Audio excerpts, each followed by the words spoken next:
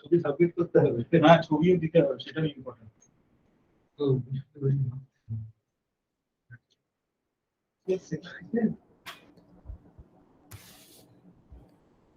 Hello. Yes, Amitabh.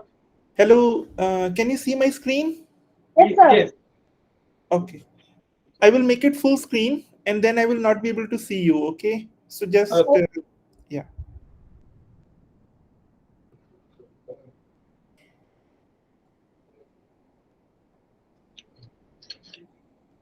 Yeah.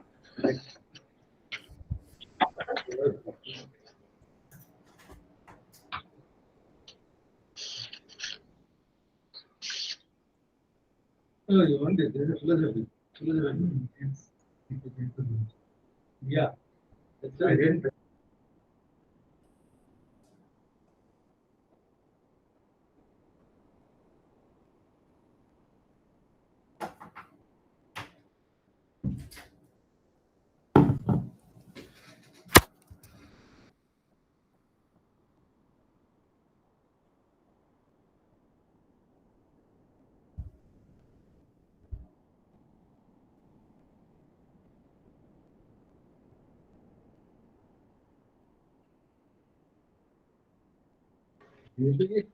Good afternoon, everyone.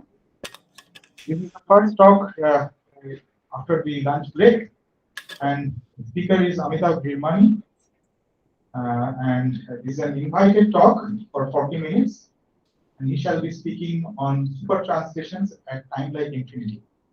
Amitabh, it's all yours now. Okay. You may start. Yeah. Thank you. Thank you very much. Thank you for the invitation. Can you hear me and can you see my screen? Yes, sir. Yes. Okay. Yes. Yes. Okay, so today I will be talking about some recent work we have done with Sumanta Chakrabarti, Debodrina Ghosh, and Jahanur Haq and Aniket Kenyar. So let me first say I have fond memories of the SN Bose Center. I visited SN Bose Center in 2016 in person, and Professor Nigel Bishop from South Africa was also visiting the center at the time. And he gave lectures on de Sitter gravity during that visit. So those talks had a very good impression on me. And I got interested in de Sitter gravity around that time. And since then, I have done 3 papers on de Sitter gravity with Jahanur. And I really have fond memories from that visit. So it will be nice to visit again in person sometime. So today I will be talking about super translations and asymptotic flatness. And this is the outline of my talk. So I will give a broad introduction to this subject. Then I will discuss the notion of asymptotic flatness at time like infinity and why we are interested in time like infinity. Then I will present a construction of charges that we have given at time like infinity and end with a summary. Okay. The one motivation of this project was the infrared triangle of Strominger, and this discussion has led to explosion of activity in this subject. This triangle has 3 corners: the soft theorems, asymptotic symmetries, and memory effect. And according to the claims, these are related by these arrows. Fourier transforms relate the memory effect to soft theorem. Vacuum transitions relate memory effect to asymptotic symmetries, and asymptotic symmetries and soft theorem via word identities. Okay, so the infrared triangle claims an interrelation between various ideas that govern the infrared dynamics of physical theories with massless particles. The subject is highly discussed, and it's very easy to find conflicting claims in the literature. If you read a good paper on GRQC, and if you read a good paper on HEPTH, you can certainly find completely opposite claims in this subject. In this talk, I will only talk about one corner representing asymptotic symmetries, and I will talk about super translations. These are perhaps the least controversial of this whole subject. And in my opinion, this is a topic that has seen real good progress. So I will say a few things about just this aspect. Okay, so why are we interested in this? So asymptotic properties of gravity have been studied extensively for decades at null infinity, from the 60s, Bondi, Sachs. And what these people discovered is the BMS group. So the BMS group is the semi-direct product of super translation group and the Lorentz group. And this was found to be asymptotic symmetries of asymptotically flat gravity at null infinity. Now, these symmetries are exact symmetries of general relativity in the sense that they leave the action invariant up to a surface term. And since these are exact in this sense, this strongly suggests that they should be visible in any description of uh, uh, asymptotically flat gravity. In particular, one should be able to realize them at spatial infinity as well as at time-like infinity. So the natural question to ask is how do we relate boundary conditions at null, spatial, and time-like infinity? So Bondi et al. Have already given the boundary conditions at null infinity. Can we relate these boundary conditions to spatial and to time-like infinity? It turns out that this question is actually very difficult because this question is really tied to the initial value formulation of general relativity. And this is hardly addressed in physics literature. In physics literature, what people do is that they will propose some boundary conditions at spatial infinity. They will propose some boundary conditions at time-like infinity, and so on. But the consistency of these boundary conditions, can one really evolve from spatial to null? But this kind of questions are not discussed in the physics literature. And in my opinion, this has remained a puzzle for many, many years. I mean, where are the super translations at spatial infinity? And this is the question that has remained unanswered for many years. And in some sense, some rudiments of this question were there in my PhD thesis, but with Geoffrey Compere and Francois Dehouck in 2011 to 2012, we sort of highlighted these puzzles, but we could not come up with any resolution of this. I mean, we just noticed that there is something funny about super translation at spatial infinity, but we could not solve the problem then. Very remarkably, Hainaut and Troissard, in a series of papers, have proposed boundary conditions at spatial infinity that are invariant under BMS symmetry. So this puzzle, which had remained for many years, has seen very remarkable progress in just last few years, and partly because of this Strominger's infrared triangle. Okay, so I will not give a review of this work, but our motivation lies in exploring boundary conditions at time-like infinity, and our boundary conditions are very much motivated by this work of Hainaut and Troissard. And our boundary conditions realize BMS symmetries in the sense that it gives non-trivial action. It has a non-trivial action and generally has non-zero charges. So this is the plan of my talk. Okay, so this was one main motivation, but there is another motivation, and this motivation is equally compelling. So let me say a few things about this. So another motivation is as follows. So recent studies suggest that stationary black holes also possess an infinite number of symmetries in the near horizon region. I mean, Carlip and Laura Donnay and other people have been saying this for several years, but this statement has been made famous by Hawking, Perry, and Strominger. And Bibhas also gave a talk on this subject. And there were some ideas about this in Amit Ghosh's talk also. So it is believed that global charges, because these symmetries are there at in the near horizon region also, so it is believed that global charges associated with super translation receive contributions not only from the horizon, but also from not only from infinity, but also from the horizon. Okay, so I mean, there is some sort of super translations at all boundaries, and super translation charges receive contributions from all boundaries. Okay, but again, this idea has never been made precise, and it is not clear how to relate super translations at the horizon to super translations at null infinity. These authors, Chandrasekharan, Flanagan, and Prabhu, They have suggested that time-like infinity can be used as a link between the symmetries at the horizon and at null infinity. And we subscribe to this claim, and we saw a hint of this in a toy model we looked at in an independent study by Karan, who was at SNBO Center earlier, and Debodrina Ghosh and myself. And it's very similar. I mean, related paper was done by Laura Donnie and collaborators. Okay, so what is time-like infinity? Why are we interested in this? And so I have explained why we are interested in this. Now I will explain what is time-like infinity. Okay, so what I will discuss is a notion of asymptotic flatness at time-like infinity. So we introduce our notion of asymptotic flatness at time-like infinity based on the corresponding notion at spatial infinity, and our definition is inspired by these relativists Baik and Schmidt from 81 to 83. I mean, they wrote very impressive papers on this subject.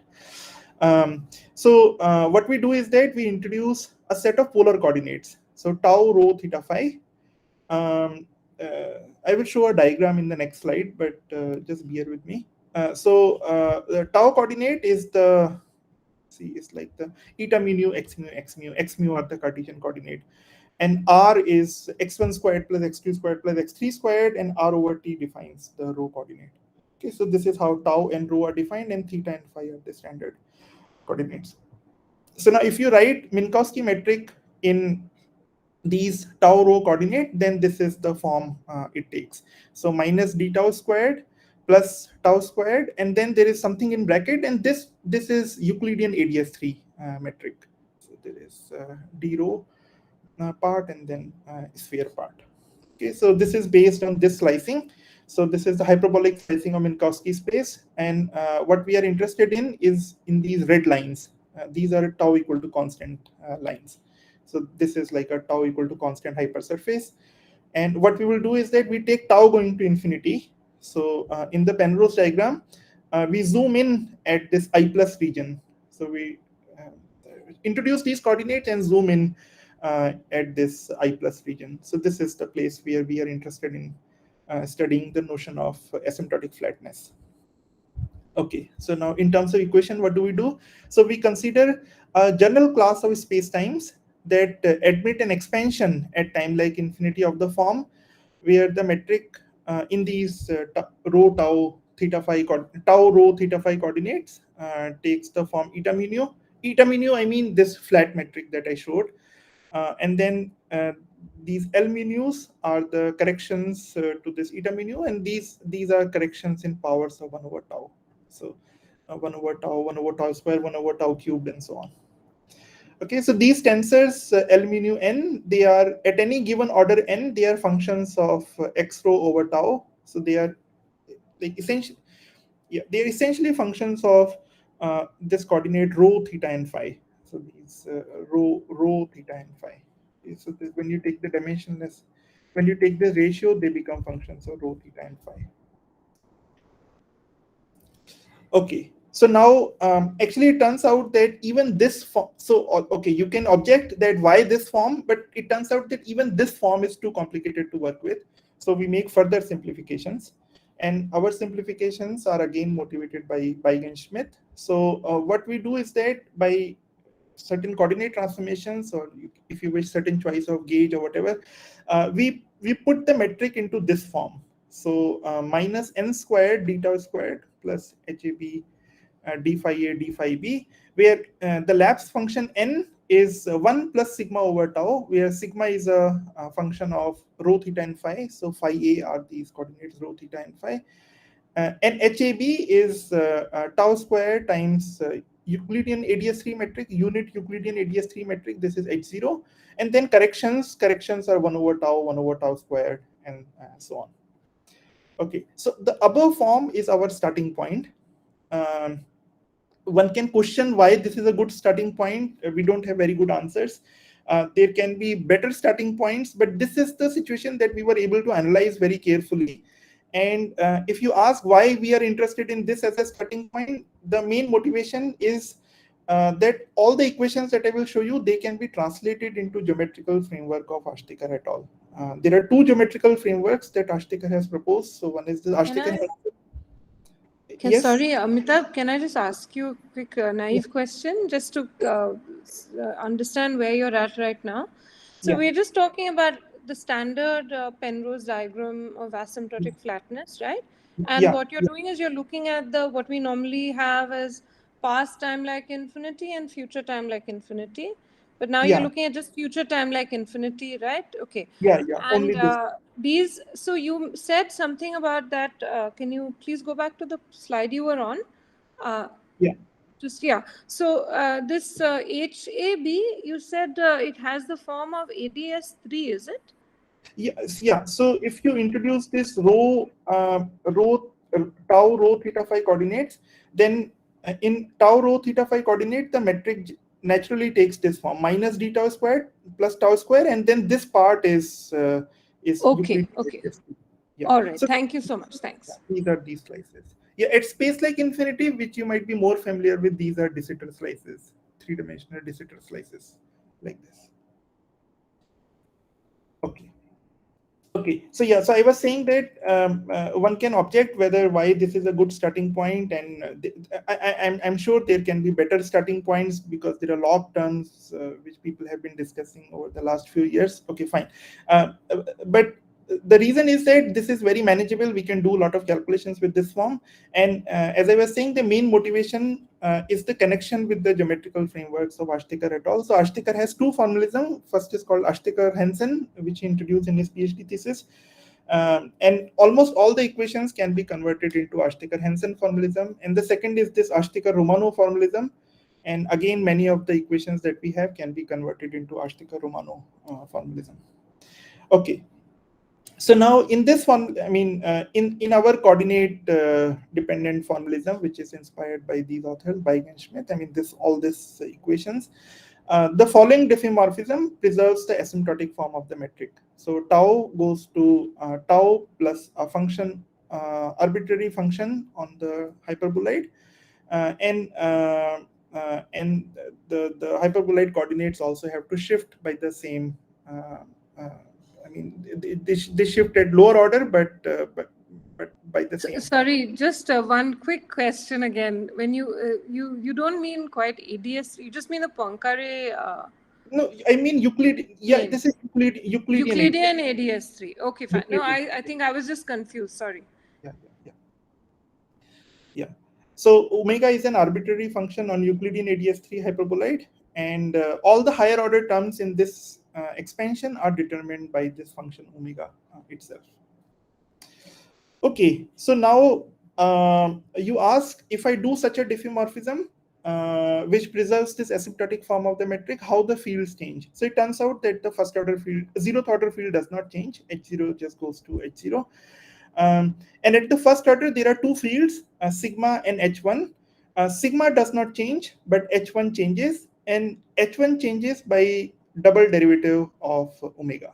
So this may be a slightly complicated equation, but the way to remember this is that it's some double derivative acting on omega, dAdB omega.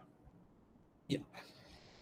Okay. So now we have to introduce some boundary conditions in order to make progress, because omega is an arbitrary function on the hyperboloid, and it is not clear how we can make more progress if we don't impose further boundary conditions. I mean, this aspect is not clear. So because this is an arbitrary function, we don't expect to conserve charges for an arbitrary functions. So perhaps there is an answer to this, we don't know. So we specify more boundary conditions. So the boundary conditions at time like infinity should remain invariant under allowed super translations. And as you will see, it will be natural to specify our boundary condition in terms of this function, this tensor KAB, which is a linear combination of H1 and sigma. So H1 plus 2 sigma H0. Okay, so now as I said, sigma does not change and H0 does not change. And H1 changes by double derivative, so K also changes by double derivative. So it follows that under general super translation, K changes by this double derivative. It's the same equation as before. Okay, so now once we know the change of K, there are two natural sets of boundary conditions to consider. One is don't talk about super translation at all, and these were the boundary conditions that people considered in the 80s. Cutler and Porel. And these boundary conditions are simply KAB equal to 0. So once you put KAB equal to 0, then super translations are not allowed, and you simply get rid of all of them. The second boundary conditions. The second boundary condition is trace of k equal to 0, and this is the boundary condition at space like infinity was considered by Compare and DeHook in 2011. So the trace is 0, but the tensor KAB is not 0. So we will consider this boundary condition. Okay, so we work with the second, trace of k equal to 0. If you use trace of k equal to 0 in this equation, then you immediately see that that this box minus 3, because this is a Euclidean ADS 3. So when we take the trace, you will get box minus 3 here. So you will see immediately that box minus 3 omega has to be 0. Okay, so these are exactly the same set of super translations that were studied in linearized gravity at time like infinity in relation to soft theorem by my colleague Alok and Miguel Campiglia in 2015. Okay, but we are working in nonlinear gravity, so we can do much more. So we can consider second order and higher order transformations of the fields, and it's a very long calculation. We have two appendices in our paper. The action of second order super translation can be worked out, and we find that H2 changes by nonlinear terms. These terms are like terms involving omega k, omega sigma, and omega omega. And a similar calculation was done at space like infinity in 2011, but people made a mistake and they did not find these terms. And these terms are very important. Only when these terms are included, the transformations are consistent with the second order equations of motion. Okay, so now let me say a few things about the equations of motion. So Einstein's equations can be split into 3+1 form, as all of you know. This split provides the Hamiltonian and the momentum constraints and the evolution equation for the metric on the three-dimensional hypersurface constant tau hypersurfaces. And I mean, as all of you know, these are the form of the equations, like derivative of the extrinsic curvature and so on. You substitute these equations, do the 1 over tau expansion, so you will find h0 1 over tau square, h1 1 over tau cubed, and so on. So all these things will have expansion in powers of 1 over tau, and matching to these two sets of equations order by order give useful mathematical relations between various fields at 0th order, first order, second order, and like if one analyze those relations carefully, one gets a lot of information out of it. And I will show you the expressions in a moment. So so the information, I mean, it's a long analysis, but I will just summarize this in one slide. So what one finds is that at 0th order, equations imply that the three-dimensional metric must be maximally symmetric, and it must be Euclidean ADS3 metric. And this we already know because we write the Minkowski space in these coordinates, and we find that the hyperbolide metric is Euclidean ADS3. Now at first order, we find the same equations that many authors had obtained before. So this is just a box of sigma is 3 sigma, and divergence of k is 0, box plus 3k is 0. Okay, so these are the equations in the k sector. And at second order, one finds equations which are a trace of H2 is fixed in terms of the first order field, sigma and k. Divergence of H2 is fixed in terms of sigma and k, and box plus 2 of H2 is fixed in terms of sigma and k. So from second order onwards, the structure is as expected. Like all the equations are trace, divergence, and box. So trace, divergence, and box. At first order, since the trace is 0, so the equations are slightly different. So divergence, box, and since trace is already 0 because of our boundary condition, we have this sigma equation. Okay, so now let me say a few things about charges. So now that we have a notion of asymptotic flatness at time like infinity, we consider the simplest situation first, that is a space-time without a horizon, and we ask what can we say about the contribution of charges coming from this I plus region. Okay, so I plus region is denoted by this curly red line here. Yes, I will explain this in the next slide. Okay, so what we would like to understand is the contribution to higher world charges from time like infinity.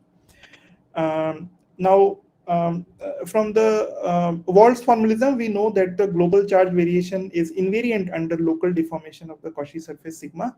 So what we can do is that we can deform any Cauchy surface sigma into the far future to I plus union sky plus. So this is what I have shown here. So I have a sigma. The formalism tells us that symplectic structure is finite conserved. So then we can deform it all the way in this form. The charges are same on the two hypersurfaces, and this red contribution we can write it as time like infinity union null infinity. So one can deform sigma into the far future into I plus union sky plus. And the first variation of higher world global charges is contribution coming from null infinity and contribution coming from time like infinity. So we are interested in only this part. This part already many people have analyzed. So we are only interested in this part. Okay, so the first variation of now the same, actually exactly the same information in equations now. So the first variation of higher world global charges is delta Q is omega leaves I of G. And this omega requires an integral over the Cauchy surface over this Lee-Wald symplectic form. And this can be converted into a contribution coming from sky plus and I plus. And what we are interested in is this second term, just this second term. So we will focus on this I plus term. Okay. So now this is the main result. So upon using the boundary conditions k equal to 0, a calculation shows that in the tau going to infinity limit, this omega at I plus is 0. So as a result, the first variation of higher world charges at I plus is also 0. So the first variation vanishes. Okay, thus we have shown that there is no contribution from time like infinity to the higher world global charges. And on physical grounds, this is expected because in our theory, we only have one massless particle, which is graviton, if you wish. And this graviton is only going to null infinity. It is never going to go at time like infinity. So we expect no contributions coming from time like infinity. And our boundary conditions realize this physics.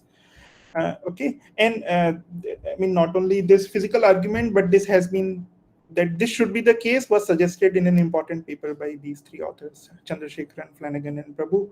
And they gave very convincing argument that why this quantity should be 0. And our boundary conditions realize this.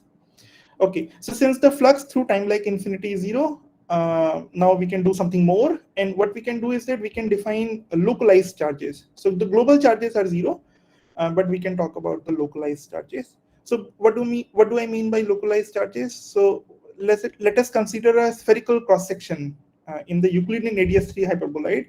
And since there is no flux, this cross section we can change. There is no flux, so we can calculate this at a smaller cross section or a bigger cross section, and we expect this integrals to be independent of the choice of C.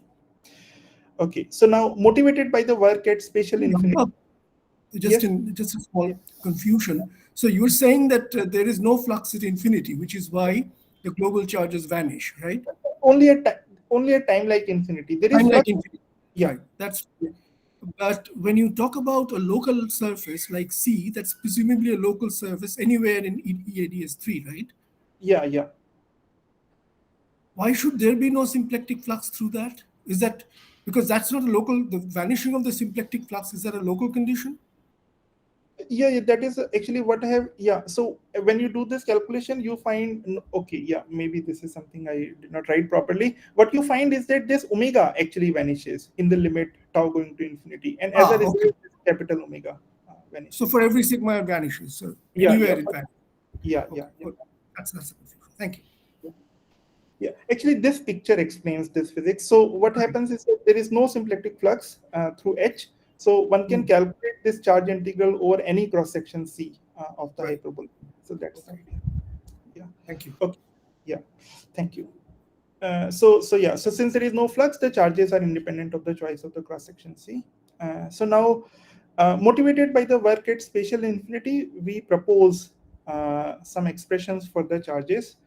We have not given a first principle derivation of these charges. Actually, there are some subtleties here. And perhaps the first principle derivation can be given following the work of Troisart and Kartik Prabhu, but the papers are somewhat complicated and we could not make full progress. Okay, so this is our proposal. So we propose a formula for the super translation charges at time like infinity.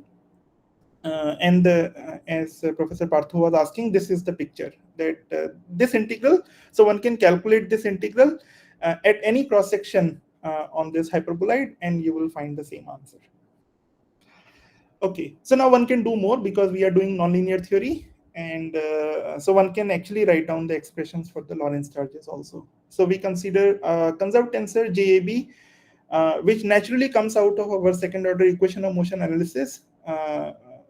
One of the second order equations of motion can be written in this form: divergence of JAB equal to 0, where JAB is H2 plus nonlinear terms, and using this JAB we can construct Lorentz charges. It's just the integral of JAB against the killing vectors of the hyperboloid.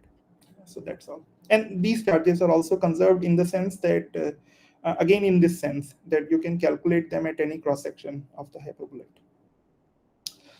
Okay, Mita, so yeah. Before you go to the summary, I was just wondering, is it a bit like those Brown-York quasi-local energy? Yeah, except the minus signs are completely different. So you see you see, I mean, these are like cross sections which are cross sections on a space-like surface. You see, the hyperboloid is a space-like surface. I mean, if you go back, Those are space, yeah, you're right, absolutely, yeah. But yeah, modulo that difference, yeah. the spirit is more or less that, right? I mean, Yeah, yeah. The spirit is exactly that, and in fact, this is the reason why we were able to use these expressions and show the conservation.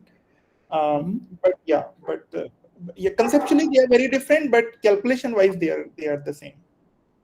Thank you very much. Yeah.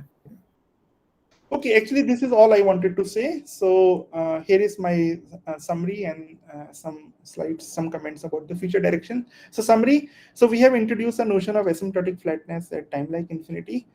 We study the action of super translations at time like infinity on fields at second order in 1/tau expansion. And we do a very detailed analysis of the asymptotic equations of motion and how the fields transform. Okay. We think that this analysis should be useful for other studies also, so that's why we have done this very carefully. We used our boundary conditions to show that the Lee-Wald symplectic form does not receive contributions from time like infinity. And in some sense, our boundary conditions realize this proposal of Chandrasekharan, Prabhu, and Flanagan. And not only them, but other people have also suggested that such things should happen. And also from the physical ground, it is clear why it should happen. Since we have only massless particles, they only go to null infinity. They don't go to time like infinity. Finally, we proposed expressions for super translations and Lorentz charges. And yeah, I mean, if there are sources at time like infinity, then integral around those sources will capture the super translation and the Lorentz charge of these sources. That's the idea.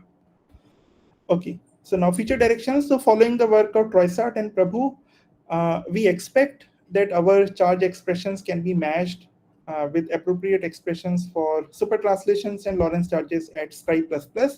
And this can be used to give a first principle derivation for the expressions that we have proposed. Actually, at Scribe plus minus, this calculation has been done, but the papers are somewhat complicated, so we could not make progress. Or like you can say, we got busy with other things rather than studying this so much. But this is a useful direction to study. Another important question to answer is the same question that I was mentioning earlier, that can our boundary conditions be used to relate super translations at future null infinity to super translations at the horizon? I mean, this is an important question, but somehow not much progress has been made on this question. And finally, this question that like, do we have we chosen the correct form of the metric? Should we allow for more general form? Should we allow for log terms? Should we allow for more general diffeomorphisms, log translations, super rotations, more general super translations? All these questions we don't know the answer to. And frankly speaking, this to me sounds very, very difficult actually, how to go about organizing any of this. So yeah, so that's all I wanted to say. Thank you for your attention. I'm happy to take questions, comments. Amitabh, thanks for a very nice talk. I guess we should clap first. But yeah, so I find it also very interesting from this perspective, because I think, you know, the fact that one is including all of the structure, asymptotic structure, is to me very important. So I'm uncomfortable when only spatial structures or even just null structures are used, because this work that you cited on Horizon, the super translations on Horizon and related to the because that's exactly where the teleological, what you call the teleological nature of the black hole is there, right? Because you have to look at the entire space-time to get information. And the fact that I plus is, in some sense, getting information from everywhere. So I think it's very nice to me that you're working in this, because it suggests to me that the information that we relegate, even in terms of holography or whatever, to the boundary cannot be, in some physical sense, we cannot capture all the relevant degrees of freedom at the spatial boundary, because like massive excitations gravitons are not the only things in gravity, right? I mean, there's non-perturbative gravity. There is, for example, there is information about spatial topology, even if it's asymptotically flat. There is all such information that might be there. And I'm very glad that, it looks like a very difficult set of questions, but conceptually difficult also. But I think it's very interesting that you're pursuing this line. Okay, thanks, Sumati. Yeah, about the massive particles, I mean, so we know from perturbative studies that attraction between massive particles give rise to log terms at time like infinity. In fact, this famous review of Girosh discusses these things, but to incorporate them in our analysis is really very difficult. We just could not make much progress on this. Okay, thanks. Yeah, I entirely echo Sumati's sentiments. I mean, I think this is very important work. I mean, you have to sort of carry it through. But I want to hear your, gut feelings about the relationship with the null charges, with the BMS charges. Any gut feelings or any little? So, actually, I really expect that. So the Ayerwald global charge can be written as charge at scribe plus minus, scribe plus plus minus scribe plus minus, and already people have made progress at scribe plus minus. And now we have a proposal at time like infinity, and I do believe that our expressions can be matched to scribe plus plus using these papers. But just these papers are somewhat complicated, so we could not make. We did not try enough to make progress on this. But I do think that these charges can be related to the BMS charges. Very good. And the other question I have is, of course, I don't know enough about asymptotic structure. If you have de Sitter or anti-de Sitter, there also you have some structures at infinity where extensions of this may be sought. So any thoughts on that? Oh, So actually, so the very first slide I showed about this Professor Nigel's Bishop's talks and so on. Right. The papers I have done with Jahanur are precisely on de Sitter gravity on these questions. I see. Yeah, in those papers we use, in one of the papers we use only Dirichlet boundary conditions, but in another paper we have looked at beyond Dirichlet but in linearized gravity. I see. Okay, great. Okay. Thank you. Yeah. Okay. Thank you. So, are there any more questions?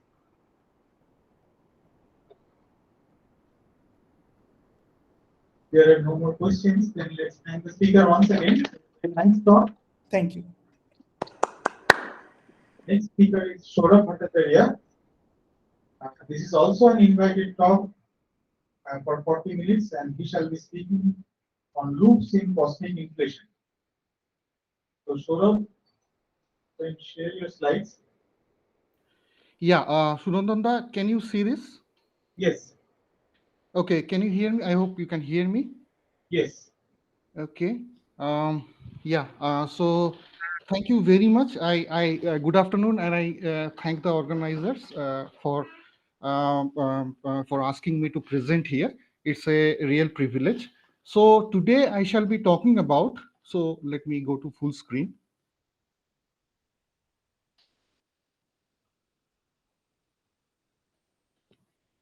So today I shall be talking about loops in cosmic inflation. This is chiefly based upon a recent work I have put in the archive, but I will also try to give a little bit of review so that I can motivate that why I'm interested in this direction. Okay, first of all, what is cosmic inflation? So the observed high degree of spatial homogeneity and isotropy at large scales of our universe, of our current universe, at least if we focus at length scales beyond 300 million light years or more, then the universe looks very similar. It's highly isotropic and highly spatially homogeneous.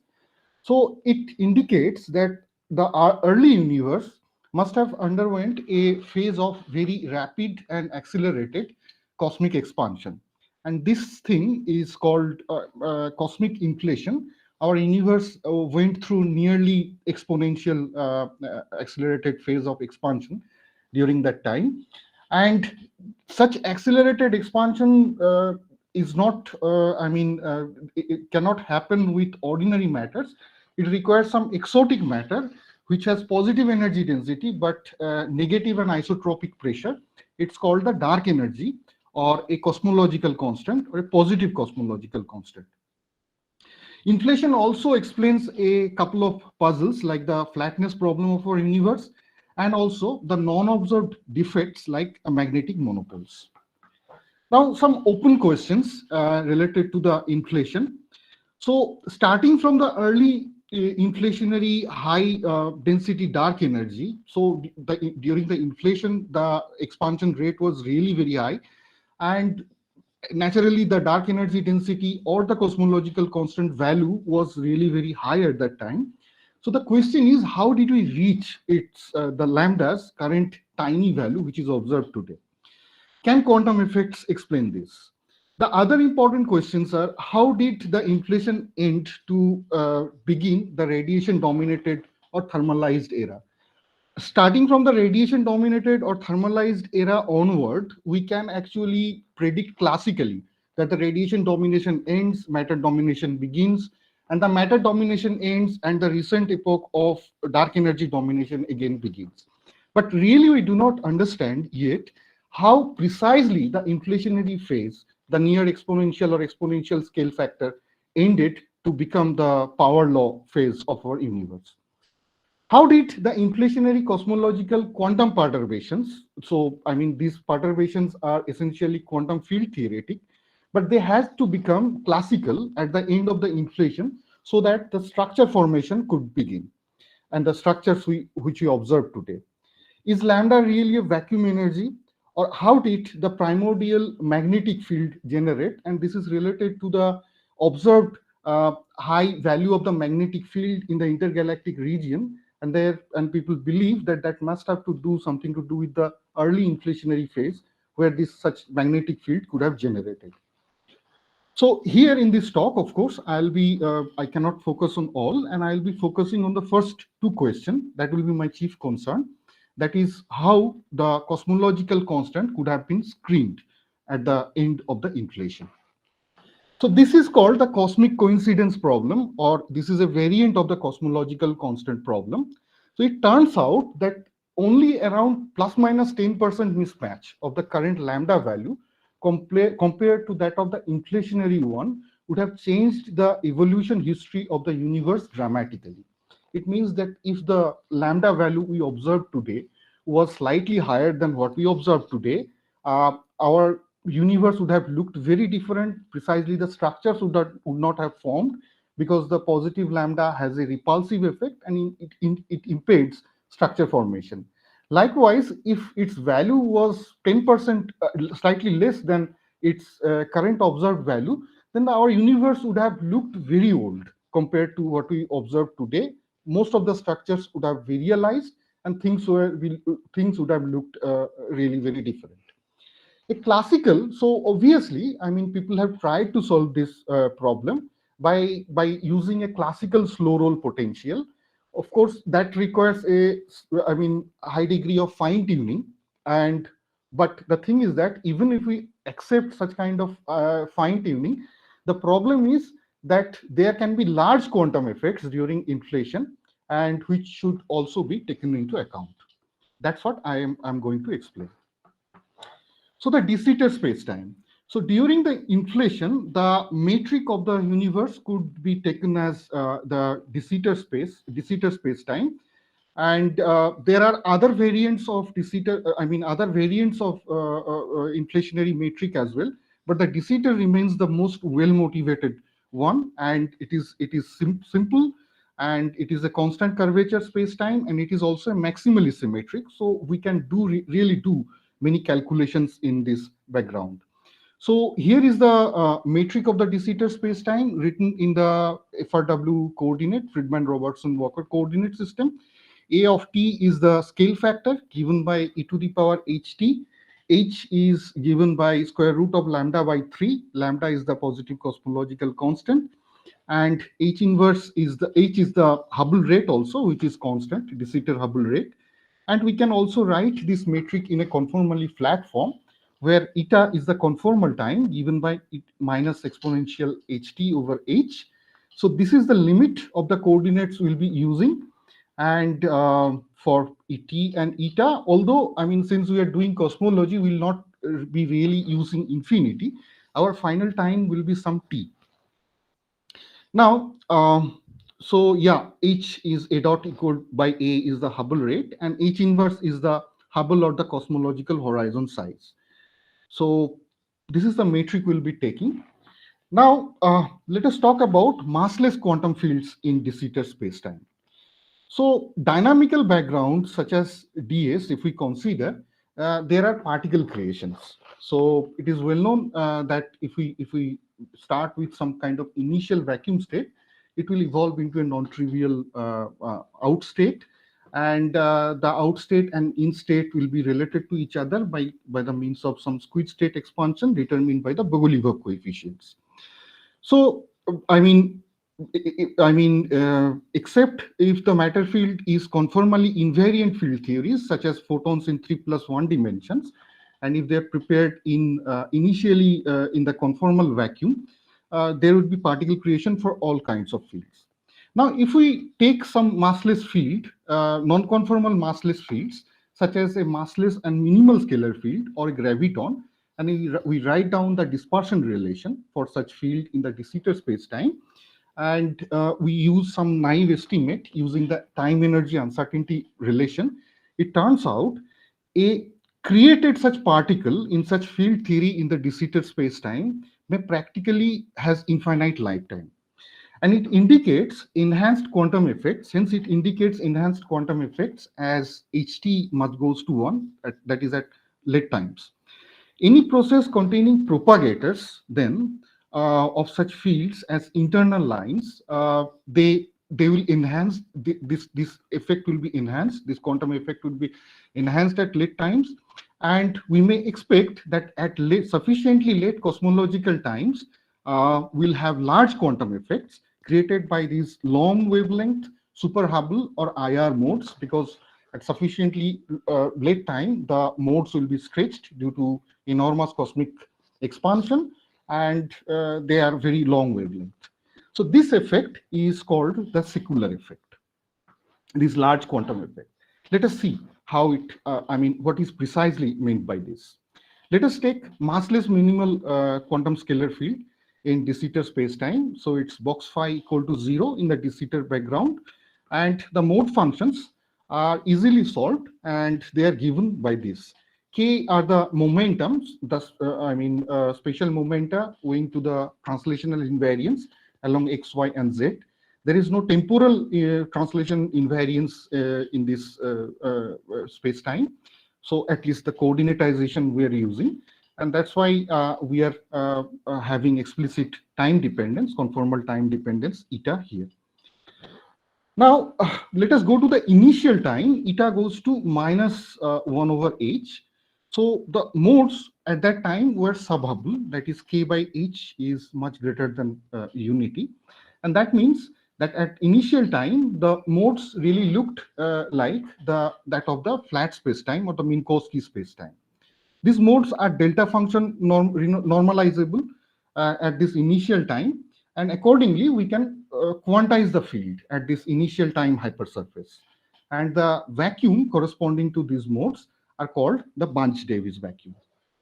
However, these modes, once we leave this initial time hypersurface at eta equal to minus h, it is easy to show using the Klein-Gordon inner product that these modes are no longer normalizable, delta function normalizable in the future. And accordingly, what happens that if we construct any two-point function like the White-Point functions or the Feynman propagator in this background, they would break the de Sitter invariance. For example, let's take the Feynman propagator in this background. So this I delta x prime, sorry, this will be x prime, I delta x prime. So this Feynman propagator is given, can be split into three terms, A, B, and C by scalars, where A, B, and C are given by these three functions. And this term, y actually, y is a biscalar. It is given by A prime. A prime means A at eta prime, eta equal to eta prime, h square and delta x square. And delta x square is given by this. This epsilon is a positive infinitesimal. It's the standard I epsilon prescription.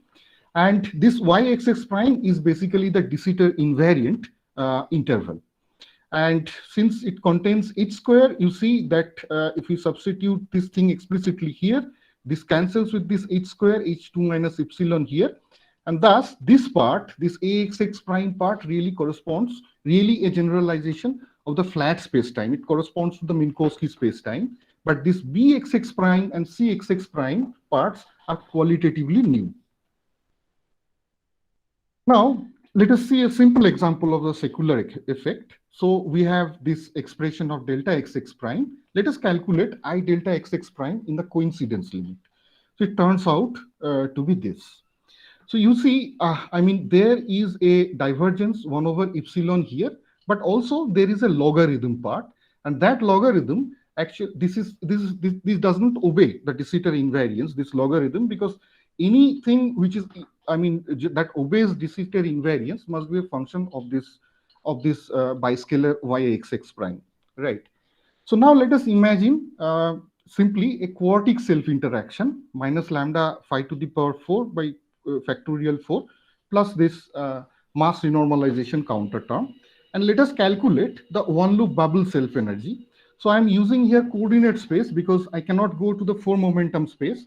We do not have translational invariance on all 4 spacetime directions. So yeah, this is the one loop bubble self energy in 5-4 theory.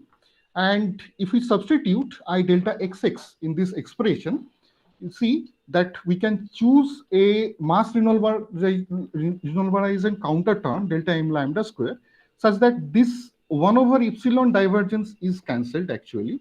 But this log a term cannot be absorbed by the means of any counter term because that's a dynamical function. And accordingly, one would expect that the self energy, the one loop self energy, would increase monotonically with time because the scale factor A is increasing monotonically with time. The space is expanding. And accordingly, the self energy would become non-perturbatively large at sufficiently late cosmological times after sufficient number of foldings. So this is the beginning of the story.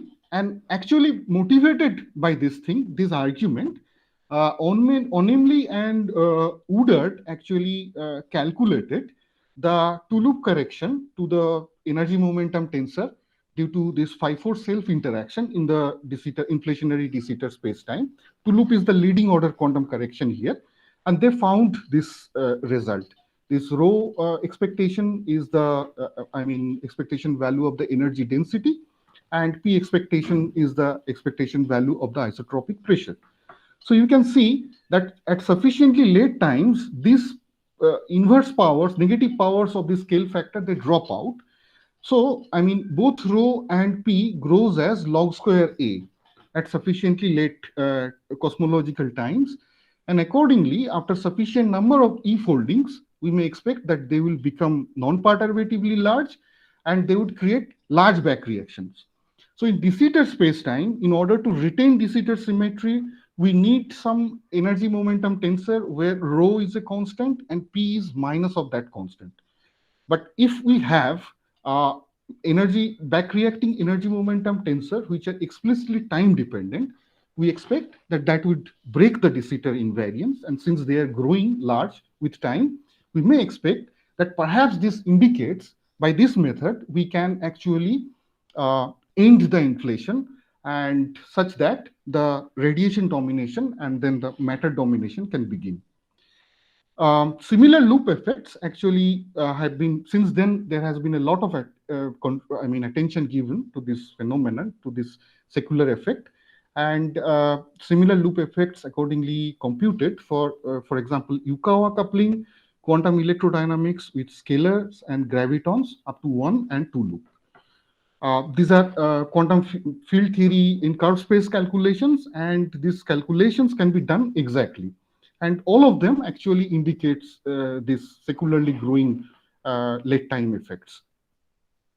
However, this is not really the case, at least for a scalar field theory, for a massless and minimal scalar field theory. By the way, by minimal, I mean there is no non-minimal interaction of the scalar field with the Ricci scalar. There is no R phi square term here. So a massless and minimal scalar with quartic, if we take a massless and minimal scalar with quartic self-interaction, such late time secular logarithms can actually be resummed to obtain a bounded results. So T mu nu vacuum expectation value behaves as 1 over square root of lambda. And also there is the reason of this is a dynamical generation of the mass at late times given by 1 over lambda to the power 1/4. And these things are, and a scalar field, if it has a non-zero mass, no matter how small it is, they cannot generate any de Sitter breaking logarithms like these log A things. So if we can generate a mass of the scalar field, if a mass is dynamically generated due to this for the scalar field, then at late times the de Sitter symmetry will be retained. And that's what was reported recently by Moriu and Seriu. They used ON formalism, and also, for 5-4 theory, Bagmat and Sundram also tried some kind of resummation more recently. So anyway, so these results are consistent with the IR effective late time stochastic field theory. So these are not exact quantum field theory due to Starowinsky and his collaborators. And these are not exactly full quantum field theory, but this is a stochastic formulation at the late time of inflation. And it deals with only the IR modes.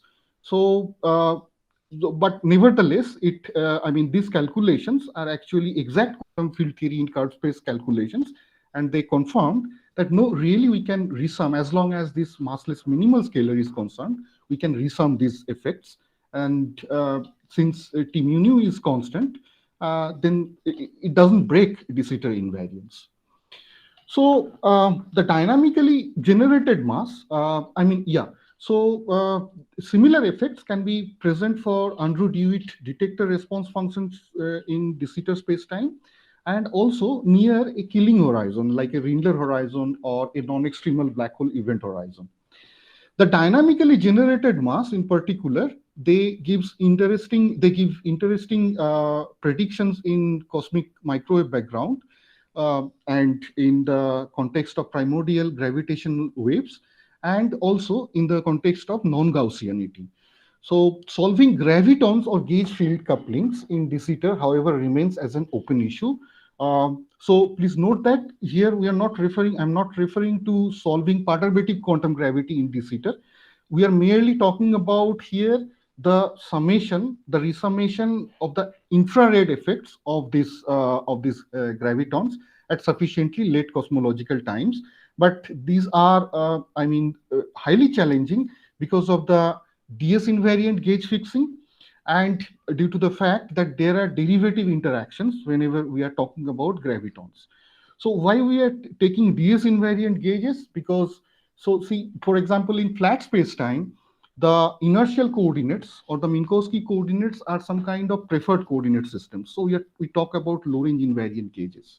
Here also, when we are doing cosmology, these FRW-like coordinate systems are some kind of preferred coordinate systems due to observations, because these FRW-like coordinate systems ensure that the various object like galaxies or stars or whatever we see in the sky, they are moving with respect to the moving with the expansion of the universe only, because their individual speeds are ignorable at large length scales.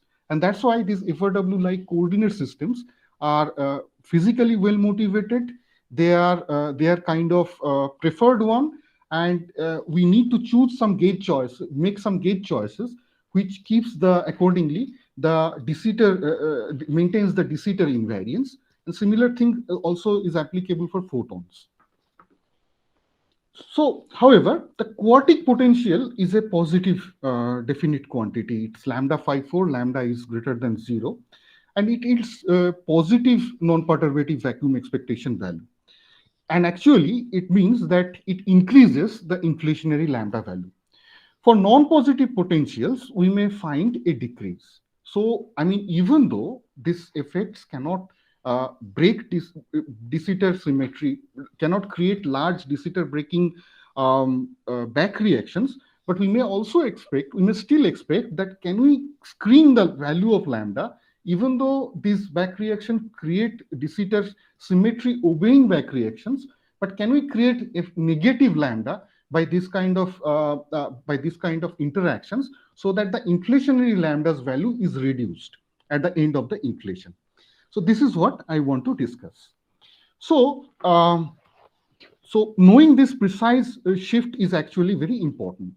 Let us being motivated by this. So there can be, I mean, hundreds of such potentials which are not positive definite, but I took one hybrid potential, which is quartic plus cubic, where lambda is positive, but beta can be positive and negative. Why I took this potential? Because first of all, it is bounded from below. We want our potential to be bounded from below. Otherwise, we'll run into the anti-de Sitter space-time due to the large quantum effects. We do not want that either. And also, this quartic plus cubic potential is simple enough to allow us to do some exact calculations. So anyway, so then, and from this profile of this potential, it is evident that the vacuum expectation value of V phi can be negative. And of course, it is bounded from below. And there can be non-vanishing vacuum expectation value of the scalar field itself due to the DS breaking logarithms. So this, calculation of this vacuum expectation value of phi, this is essentially related to the calculation of the tadpoles. And from our flat space-time, Minkowski space-time experiences, we know that we may safely ignore tadpoles because they can completely be renormalized away. But due to these logarithms in de Sitter, we cannot completely take them away.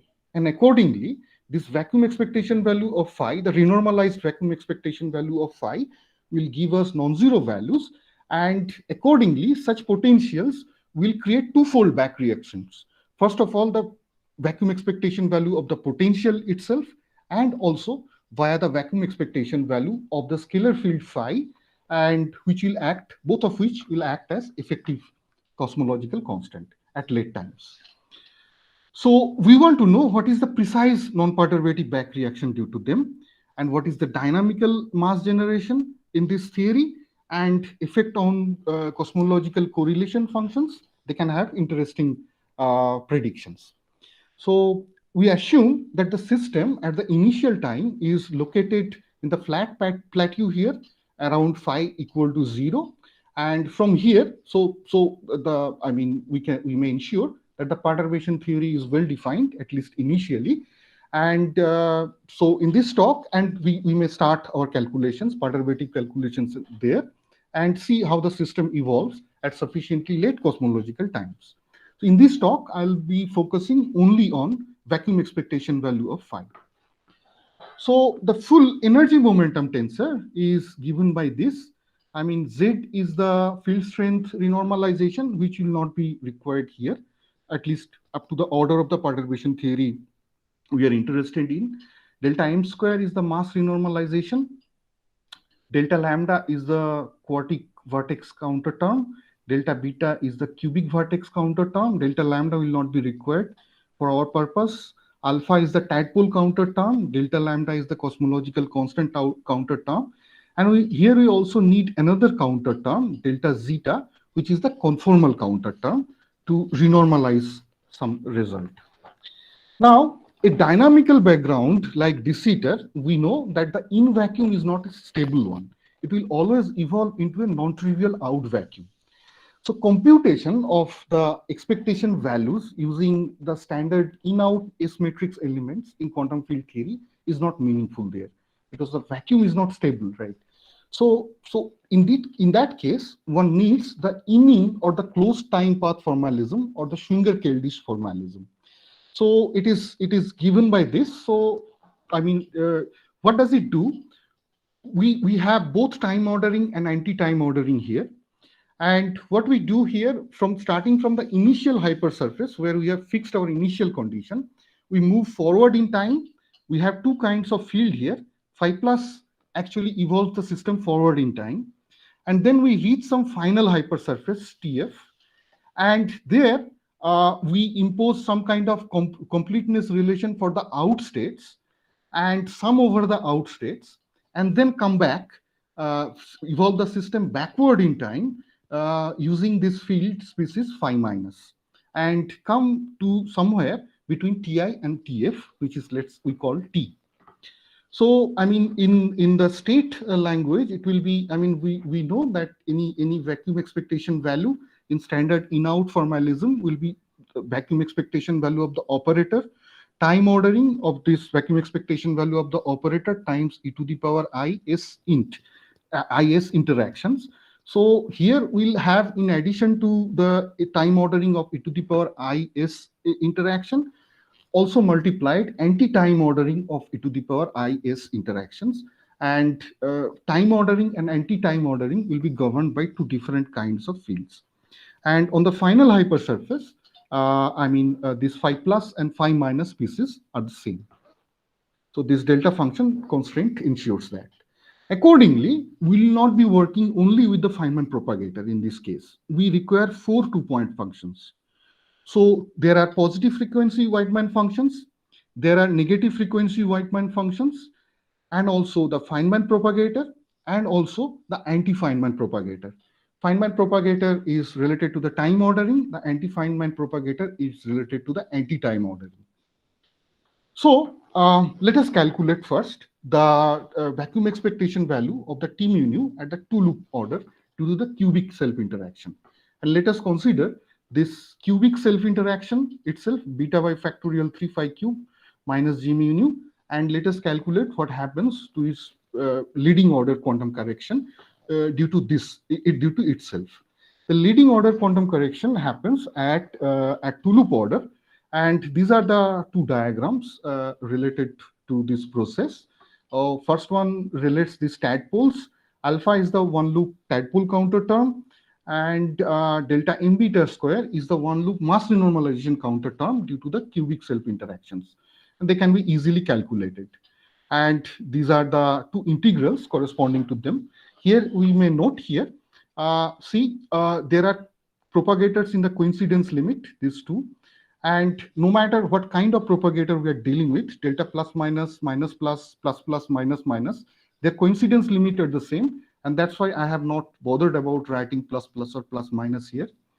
Likewise, you see in this expression, delta plus minus is subtracted from delta plus plus. And here you see, if you see this expression, by the virtue of these step functions, if we subtract delta plus minus from this delta plus plus, then this part actually goes away. And in this sense, this expression is causal.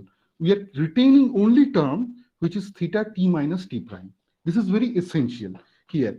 I mean, for example, if we had taken this thing to be in vacuum expectation value of in and out, firstly, that would not have been real. And secondly, that would not have been causal as well, because the out vacuum lies in the final hypersurface, lies on the final hypersurface, which we do not want, such non-causal answers. So anyway, so using these counter terms, we can evaluate these diagrams, and they split into various sub-integrals. The calculations are a little bit lengthy, and this is the expression for the potentials. So I think this part is not visible, but never mind that. Sorry about that, but anyway, do not mind that, because these are negative powers of the scale factor, then they drop out at sufficiently late times. Only interesting part for us is this log cube leading secular logarithm, and these first 4 lines requiring renormalization. In particular, look here that there is a log multiplied with divergence and arbitrary mass scale dependent terms. All of them requires renormalization. These constant terms, they can be either divergent or they can be also finite. For example, the summation is finite. They can be absorbed in the cosmological constant counter term. And this logarithm appearing with this divergence and this arbitrary mass scale, they can be absorbed by the means of the conformal counter term, as I mentioned at the beginning. And accordingly, we find the leading late time secular contribution from the cubic sector due to itself, which is proportional to log cube of A. And this is more vicious compared to the quartic sector, because the quartic sector's leading behavior was log square A. This is because we have more internal lines in this case. For each internal line, we may expect one secular logarithm, and that's why in each of these processes, we have 3 internal lines, and we are having 3 logarithms, secular logarithms, and we are having this. And also note that it corresponds to negative energy density. G00 is negative here, and positive pressure, which is just opposite to what cosmological positive lambda does, and or what the quartic sector does. And but we do not take it only cubic sector. We should not take it much seriously, because we know that since the cubic potential only is unbounded from below, it would tend to drive the system eternally towards anti-de Sitter spacetime, which is not desirable either. So we could have attempted some kind of resummation, since we have order lambda result and order beta square result, which are the leading results here. But any sensible resummation attempting here, it seems that we should also go to some order where these cubic and quartic sectors have some kind of overlap. So that we can get some diagrams with new topologies there. So before we do that, it seems that we should also include 3 loop effects at order lambda square and at order lambda beta square. We reserve this for a future work, but let us now go to the tadpole. So let us calculate the tadpole. Yes, sorry. Okay. So we shall calculate the tadpoles, the vacuum expectation value of phi at order beta and order lambda beta. First is just the one loop tadpole counter term, tadpole diagram with the external points attached, and it is easily calculated like this. And then for order lambda beta, we have these 3 processes, and Delta m lambda square is the one loop mass counter term from the quartic sector. Delta beta is the cubic vertex counter term. Alpha 2 loop is the 2 loop tadpole counter term. So I'll just mention only the first one. I'll not go into the rest. So the first integral is given by this. So there is a coincidence of the propagator given by this one, this bubble, and there will be divergence coming from it. And there is a square of the propagator also coming from this, this and this. And there will be divergence due to this as well. And so what we do first, we add to this process this one, where I have this delta m lambda square, one loop mass counter term from the quartic sector. And if we add this, and for the divergence part, we find that some divergence cancels, but the divergence doesn't completely go away. And we find this one. This is the divergent part only. And here we can note one difference between the Minkowski spacetime and de Sitter spacetime, even when the ultraviolet renormalization is concerned. For Minkowski spacetime, this h square minus epsilon will be replaced with some kind of infrared regulator or the mass of the rest mass of the field. And then the Minkowski spacetime corresponds to a prime, setting a prime equal to 1. So this whole thing drops out for Minkowski spacetime. In other words, adding only this diagram to this one in Minkowski would have set the whole thing to 0. But here in de Sitter, it doesn't work like this. And accordingly, we need to also add this cubic vertex counter term and the 2 loop tadpole counter term like this. And then we get a renormalized integral, which we can evaluate. And so accordingly, we may expect that even if we try some kind of RG equation, we'd have some kind of qualitative and quantitative differences here. I mean, due to these new counter terms, even though we always expect that in curved spacetime, the renormalization, UV renormalization should not be different from the Minkowski spacetime. Anyway, so we evaluated these 3 diagrams, and the renormalized expression at late times, I will show only, is given by this. And here is the complete result. This is the one loop result. This is the next to leading order 2 loop result. And they also indicate breakdown of the perturbation theory, necessitating some kind of resummation. Standard dynamical renormalization group techniques may not be useful here, since even the first term in the perturbation series is diverging, and also the divergence is created by a space-time dependent function, which is the scale factor A of t. It's not simply scaling behavior we are looking into. Instead, we shall use an RG-inspired autonomous method proposed recently, and it involves constructing a differential equation out of a series like this, and then increasing the domain of perturbative dependence by treating each of the perturbative expressions non-perturbatively. Well, I'll not go, I do not have time to go into such detail, but anyway, we could have done the resummation, and the late time vacuum expectation value of phi, non-perturbative phi, turns out to be minus 9 beta over 22 lambda. This is bounded, and approximately, this is 1 order of magnitude less than the classical minima of the potential. So we do not expect that it would coincide with the classical minima, because due to the radiative corrections, the potential would evolve into some kind of effective potential, and there will be dynamical mass generations as well. Here is some naive estimate of the back reaction due to phi. So, I mean, we cannot simply add this vacuum expectation value of phi in our expression, in our action. Sorry. You have 3 minutes more. I'm just done. So we cannot add due to the dimensional reasons. So hence we add a term like this in our action. So note that D is the space-time dimension. So we have worked in D equal to 4 minus epsilon, and R is 12 h square in D equal to 4. So you see that this expression is order epsilon. So I mean this coefficient. Hence, I mean, when we add such kind of term, there is no source added to the Klein-Gordon equation. The massless Klein-Gordon equation remains massless Klein-Gordon equation, and our vacuum is not changed, the Bunch-Davies vacuum. However, when we vary this expression with respect to the metric and I calculate the energy momentum tensor, we indeed get some kind of non-trivial expression due to the variation of this Ricci scalar here. And it turns out that the leading late time contribution of the energy momentum to the energy momentum tensor due to this term is given by this.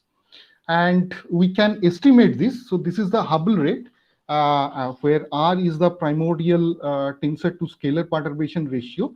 And we can estimate the shift in the lambda like this.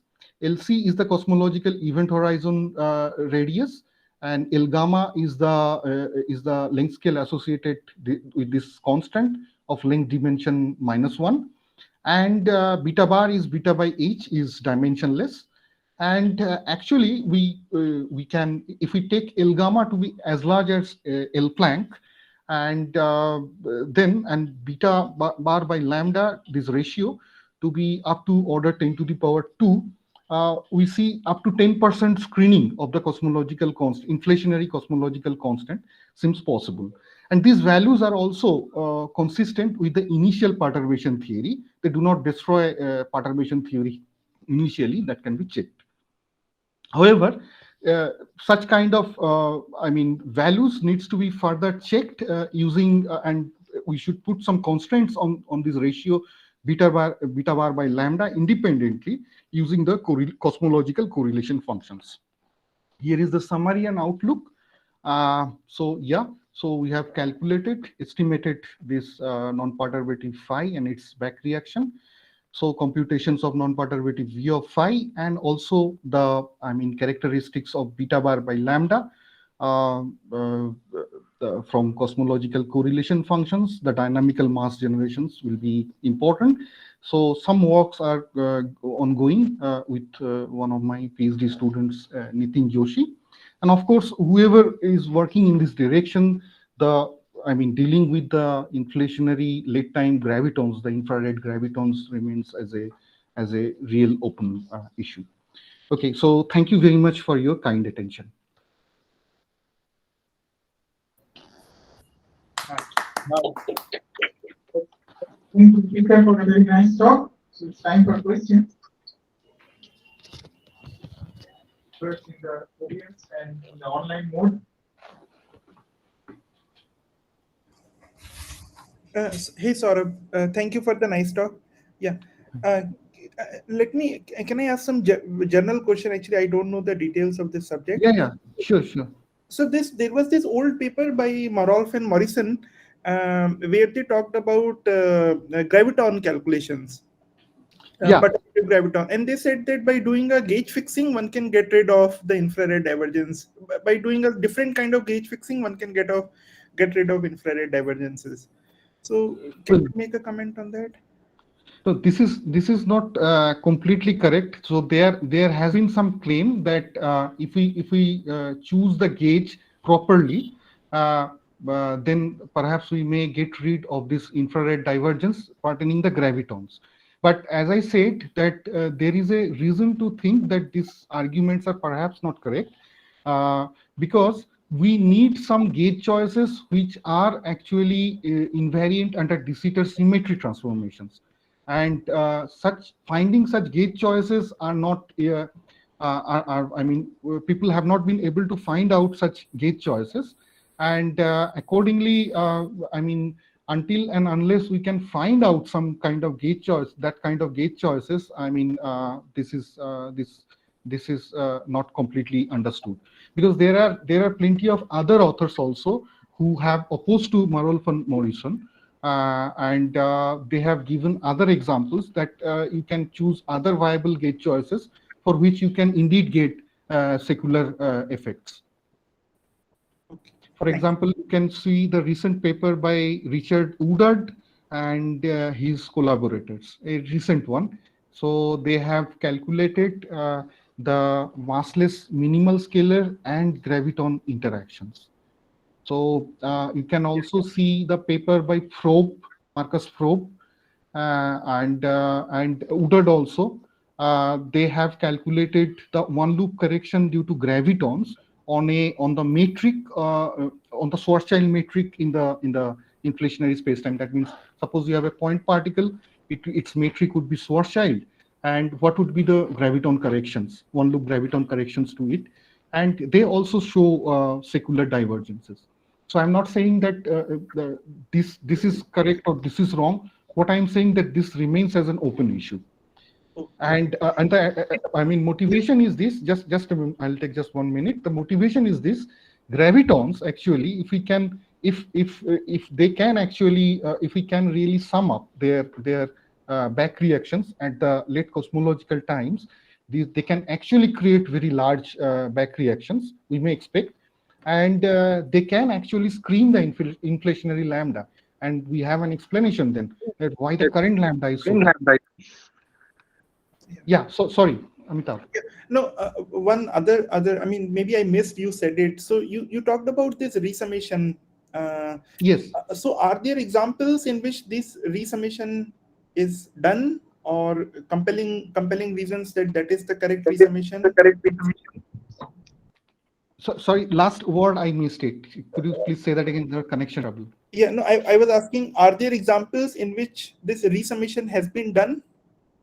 Yeah, so as I said, that if you use ON model and scalar field theory, okay, for gravitons, no, there is no such example. That I understand, only for the scalar, yeah. Only for scalar, and not even with, if you have other kind of interactions, for example, Yukawa interactions, no, nothing.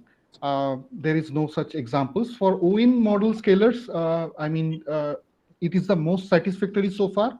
First of all, there has been attempts to use Schwinger-Dyson resummation scheme to predict this dynamical generation of mass in 5-4 theory, but not even with scalar and Yukawa interaction, and scalar if coupled to gauge fields, because on top of it, then we have these gauge issues, and yes, so yeah. So Thanks. Yeah. Nice talk, Shourab. Hello. Yeah, Nice to see you thank you. again. Yeah. So, what about the Ladda-Sen kind of resummations, soft graviton resummations? Can they be generalized to de Sitter? I don't know. Frankly speaking, I have not seen those resummations. But what I gather from studying the literature is that any resummation that is working in flat space-time is problematic here because of this. I mean, even the first term, as you have seen, it contains a logarithm and it is a divergent at late times. So, I mean, there has been one work by Vargas and his collaborators, I think maybe a year or two back. There he actually tried to apply the flat space-time DRG techniques in de Sitter 5-4, and there he showed that it doesn't work. Because we have some kind of results on the basis of Starobinsky's IR effective formalism. And we expect that whatever exact quantum field theory in curved space calculation we do, that should match with it, or at least be close to it. But it doesn't work like this. But nevertheless, I would look into it. I have never seen their resummation. Okay. Thank you. So let's thank the speaker once again for a very nice talk. And the next speaker is Dr. Amitav Lahiri, who happens to be the joint organizer of this conference. And this is a contributory talk of 20 minutes, and we shall be speaking on chiral torsion and its quantum effects. Amitav, it's yours now.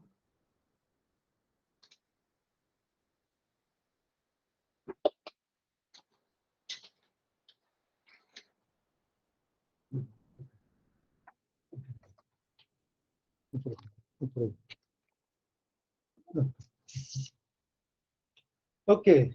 Am I audible? Online? Can somebody say? Yes, you're audible. Okay. Amitav, you're. Thank you. So I should actually thank Sunandan for allowing me to speak. Originally, I was not going to speak because I'm one of the organizers, but then he convinced me that my students who work on gravity-related topics are all have not done enough to talk about their work at this conference. So he's convinced me that I should talk about my work. So I will mention some of them. They have done some of the work that I'm going to talk about, but I'm not going to go into too much detail of their ones because it's not up there in the archive as yet. So let me start with what I mean by chiral torsion, and then the quantum effects is going to be a very short part of the talk, as you'll see. But of course, torsion itself is quantum, as I'll try to convince you.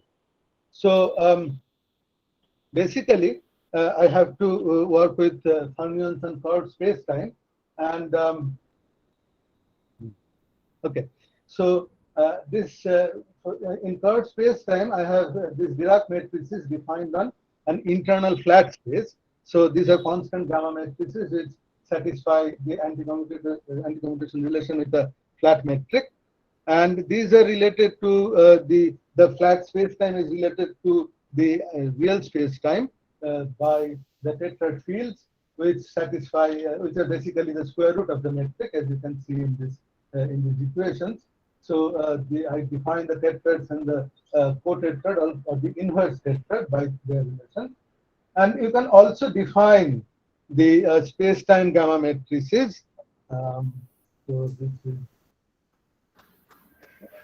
So you can also define the space-time gamma matrices by contracting with the tetrad fields. I think I should thank Ghulam for going through all of this in a lot of detail during his talk. So these will satisfy anti-commutation relations with space-time metric. The point is, of course, normally we can use either the space-time gamma matrices or the flat space gamma matrices, depending on what we are using them for. So I'll try to so I'll actually use both the flat space gamma matrix and the space-time gamma matrix whichever is convenient. The Dirac operator on flat space becomes the covariant Dirac operator on curved space-time. So here is alpha gamma mu, and this requires the spin connection. So d mu psi is basically defined this way with the spin connection. It is sigma AB, or sigma AB is the commutator of the gamma matrices. And also the gamma matrices, the space-time gamma matrices, are compatible with the connection, which basically says, because the gamma A are constant, it basically says that the tetrad field is annihilated by the covariant derivative, and that gives a relation between the spin connection and the connection coefficient. This large gamma lambda mu nu are not the Christoffel symbols. This is an unfortunate notation. These are the connection coefficients of the covariant derivative, which is both d or delta, whatever, nabla, whatever. Sometimes this is taken as the postulate called the tetrad postulate, but you can also show quite easily that this actually comes from here, from assuming that the tetrad field is compatible with the covariant derivative. So let me go on to the next slide. And now I'm going to use this spin connection as the gauge field of a gauge theory. And this is called the Einstein Karta Kudusama formulation of gravity, which is basically the Poincare gauge theory of gravity. So Poincare gauge theory defined on the flat space-time of the tangent space, and we can write gravity as the gauge theory of this spin connection. Then the field strength is defined in the usual way of non-abelian field strengths, and the Ricci scalar is, of course, the contraction of this field strength with the tetrad fields. And of course, note that this field strength, the spin connection does not say anything about being torsion free. We did not assume any such thing. We simply assumed that the spin connection comes from a covariant derivative which annihilates the tetrad. So all that is the only thing that is there. We have not said anything about the torsion. And with this, remember that I mentioned that the tetrads are like the square root of the metric. So instead of the square root of the metric determinant here, we have the determinant of the tetrad, and the Einstein-Hilbert action is here, and the Fermion action, the Dirac action is here. And I am using the metric signature of minus plus plus plus, which Ghulam was also using, except I am not using the what he was using was a minus sign here, not there. He was using a minus sign here, and I am not using that. I am just saying that gamma 0 is anti-Hermitian. That just changes some signs inside the factors of R. Okay, so the other thing is that if I want to actually write a theory of field theory of gravity and the fermions, then of course there is not just one fermion in the universe. There are many kinds of different fermions, and I should actually include all of these different fields, all of the fermions that I know of. So I'll talk about more of that later. That is one of the important part of this talk. So let us work with one species for the moment. So if there are any questions, please ask now, or I'll go on to the next one. Okay. So these are, of course, mostly familiar with familiar to most people. So let me just show what the equations look like, and of course, some of you have a good idea of what they look like. This gauge theory action is, as I mentioned, the Einstein-Hilbert action and the Dirac action. In this case, the Dirac action can be written like, it can be expanded like this, or split like this with the spin connection sitting here. I wanted to show this because I wanted to show you what are being varied and what the equations come from. So the spin connection and tetrads are the independent fields in this framework, so I vary them independently. And when I vary the spin connection, I actually get a solution for the spin connection itself. And note that there is no derivative in this. This is what it comes out, because as it turns out, this action is algebraic in the spin connection.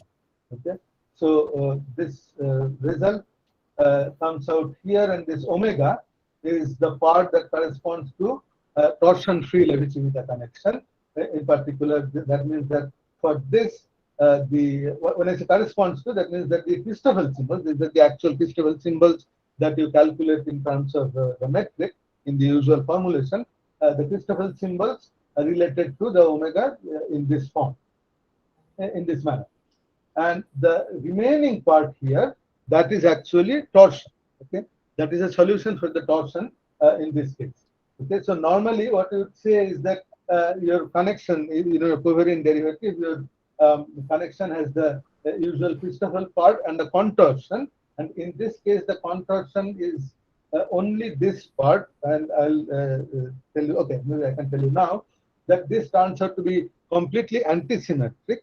So the torsion is the antisymmetric part of contortion. So when it turns out to be completely antisymmetric, it's automatically torsion. Okay, so there is no difference between the contortion and the torsion in this case.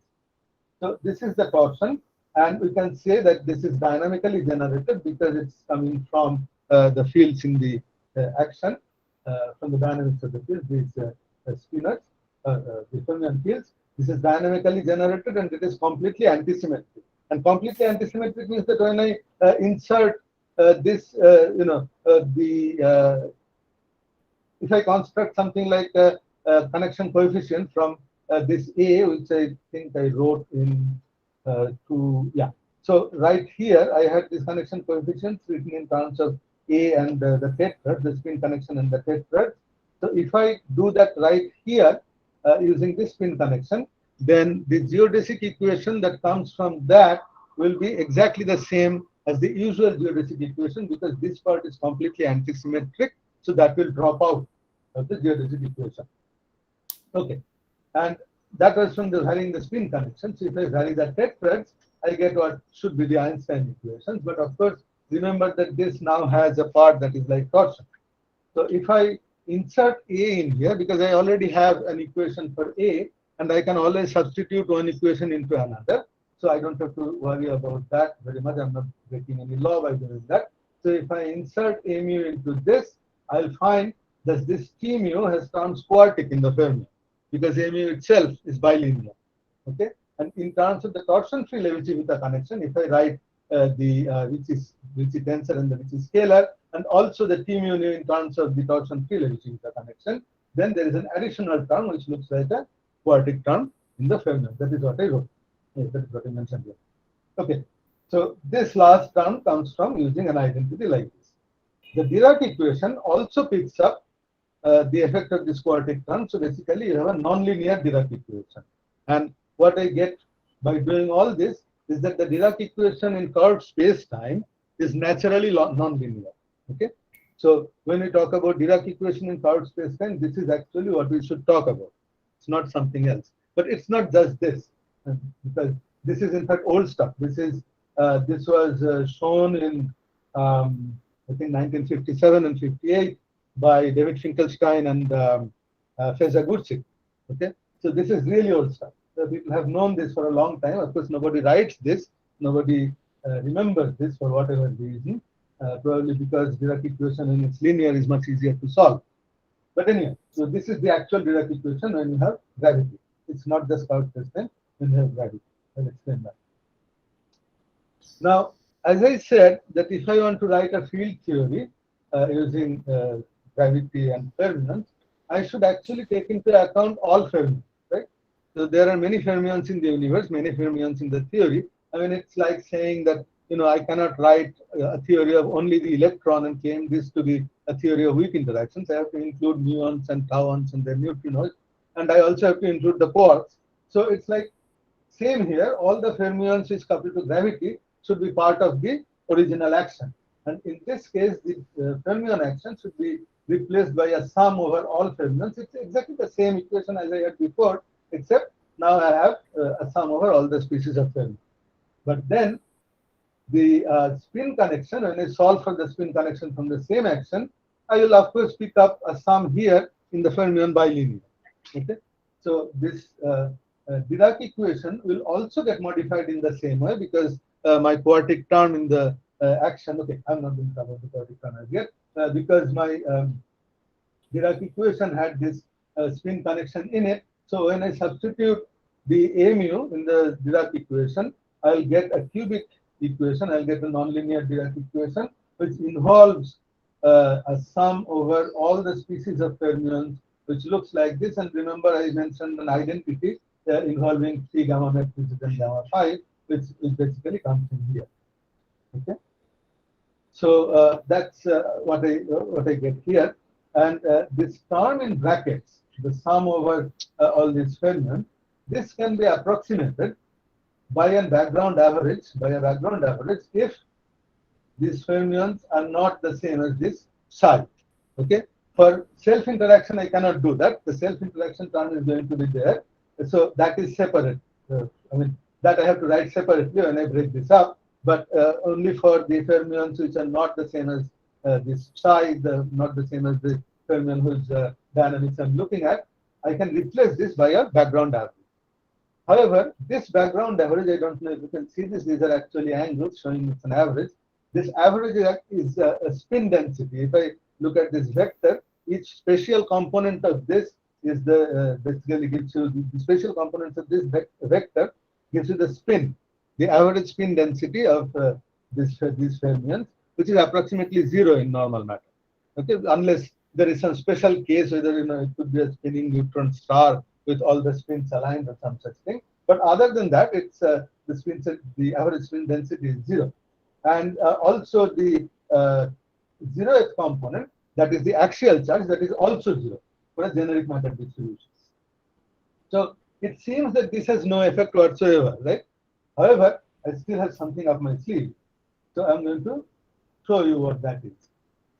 And that is the chiral culture. And in order to do that, in order to convince you that it's there, you first need to go back and write this spin connection in terms of 2 objects. One is the thing that corresponds to the torsion-free connection, and the other part, which is a contortion. Okay, this contortion tensor is now independent of this part. Okay, that I can always think of, because that is what we found in the original case, that you can start with also. Then the field strength looks like this. Basically, it's a splitting A in omega and lambda. And lambda, if you work it out, this is a standard calculation. There would be a derivative. It's this derivative. What happens here? This derivative, when I take the integral of f contracted with the tetrads, this is a total derivative which drops out of the integration. So this gives no contribution, and this contribution is here. and then there is the Fermion contribution, which is linear in lambda. So this is a purely algebraic term in the action. And once I do this, I can solve for lambda, and I'll get this same old solution that I had found for the contortion. If I contract this thing with the tetrads, I'll find the torsion tensor, the space-time torsion tensor, which I wrote earlier. And this is a solution for lambda from here. And remember, because this is a purely algebraic thing, there are no derivatives. This lambda becomes a non-propagating auxiliary field. That means it has, it does not propagate, which means it can be put back into the action. Okay, so anything that does not have a derivative in its equation of motion can be solved in terms of the other fields, can be put back into the action, and then I can sort of vary the action after putting the solution in there. So that is exactly what I do here. So I put this back into the action, and then that resulting action does not have a torsion. This lambda has been eliminated. I have put it back, and instead of that, I have a quartic Fermion term, okay, Fermion interaction term, which goes back into the action. Then I can vary these fermions, and then I can get all the other equations that I had before, and these equations are exactly the same. Okay, that is of course what is expected. That is what I said here, that if it's a non-propagating auxiliary field, I should get the same equations by varying the action. So how am I doing on time? Okay, so I should go a little more quickly. So all the equations are exactly the same. So what did we gain? We gained something. We learned something. We learned that this torsion couples to fermions as a vector field independently of gravity. And these terms containing lambda, these terms containing lambda, these are invariant on their own. Invariant meaning invariant of the Lorentz transformations in the internal flash field. And that means there is no reason to assume that lambda couples identically to all fermions. Okay, and even more importantly, there is no reason to assume that it couples identically to left and right-handed fermions. So, for example, consider, suppose, or rather, imagine that the neutrino has only the left component, and the neutrino is actually massless. So, even then, that will couple to this torsion. That will couple to the contortion. So, if the left-handed neutrino can couple to contortion, any other left-handed fermion field can also couple to contortion with their own coupling constants. And similarly, the right-handed fermions, of course, they don't have to sit around. They can also couple independently to torsion. And then there is nothing like a doublet or a triplet or anything, and they can have all their independent couplings. So the generic fermion contortion coupling looks like this. The left-handed couplings and the right-handed couplings are separated. But even then, the torsion is totally antisymmetric, and the geodesic equation is unaffected. So all particles fall at the same rate, and then there is no, I mean, one of the big objections when I wrote this first and showed it to someone was that this would mean non-universality of gravity. But of course, that is not true, because all particles will fall at the same rate because the geodesic equation remains the same. This has nothing to do with the equivalence principle. Equivalence principle is not violated. So, the last, okay, actually two more things. So the applications of this is to work with the effective four-fermion interaction, and the point is that this term must always be present whenever I have, okay, basically if there is a theory of gravity, this must be there. Okay, I don't have to have any specific kind of curved background, because whenever there is gravity, this term itself will produce a term in the energy momentum tensor, which will create a term in, which will create a non-zero which is tensor or which is scalar, and therefore the curvature is always there. As long as Newton's constant is not zero, this term must be present. So unless, of course, this lambdas are set to zero by hand, that's like saying that I have so many fermions and I set all their charges by hand to zero. Okay, so it's exactly like setting charges to zero. I'm just saying that there is no particular reason why this should be zero, because there is no symmetry to set these things to zero. What this does is this affects dispersion relations. If you have fermions going through a background matter, as I showed in the Dirac equation, the background average will affect, and that will affect the dispersion relations. So, for example, neutrinos going through matter, like in the MSW effect for the weak interaction, you get something very similar. In this case, you get a forward scattering amplitude in normal matter, which looks like this, which is very similar to the MSW effect for weak interaction. And the second term vanishes in typical, this second term vanishes in typical matter distributions, because this is axial charge and spin density, but this does not vanish. This is related to the density of the fermions. So it looks like this. In normal matter, this is electrons and protons and neutrons, and this average kind of density, weighted average of density, will couple to these neutrinos, giving them an effect of an effective mass, and this will contribute to neutrino oscillation. This is actually not very different from the weak interactions, except this is non-zero for all the fermions that the neutrino passes through. Okay. And finally, so what are the other applications? So till here, I have sort of published what is, at least the outline has been published before, and it was sort of got slowed down during COVID. Here, I have some extra things that my students are finishing up, but they are not out yet. So the idea is to treat this four Fermi interaction as an interaction in flat space, because this is a very small interaction. How small is the question that I may discuss later.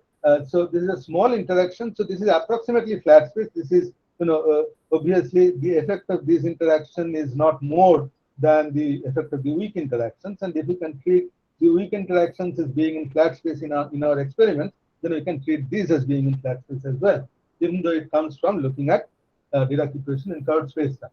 And of course, as I try to convince you that this affects the dispersion relations in matter, but that means it also contributes to the inertia, the effective mass of these fermions in matter, and therefore this should affect neutrino oscillations. This will affect models of stars, collapse, and similar things, and it will also affect the behavior of early universe, because if you have the background density very high, then of course the effective mass will change. It's likely to be reasonably high as well. So mass of dense stars may be different from what we calculate by looking at the number of baryons. So it may be much more or much less, I don't know, depending on how we calculate them, depending on what these constants might be.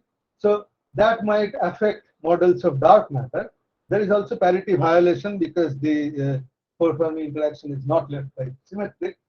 The four Fermi interaction is of course non-renormalizable, as everyone knows, but here the renormalization issues are related to quantum gravity. That is because there is a Newton's constant sitting in the coupling constants there. So if I want to look at very high energies, in the renormalization issues, then I have to look at how Newton's constant behaves at high energies.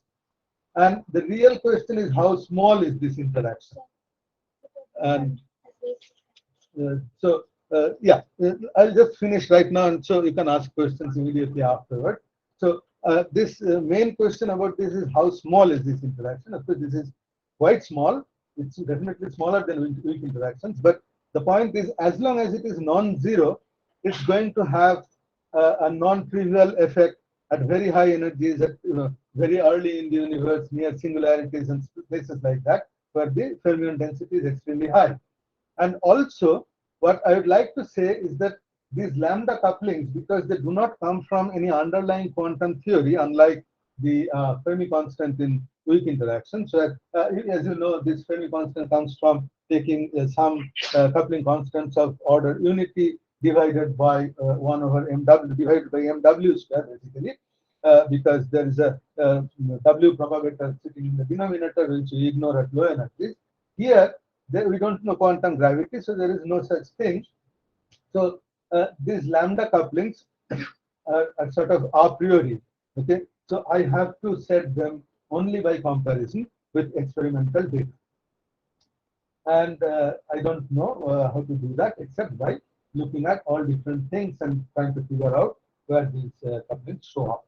So that is the end of my talk. And the work that I talked about was done by Shubhashis, my student Shubhashis, who finished his PhD just before COVID, but his PhD got delayed for 2 years because of the COVID-related issues.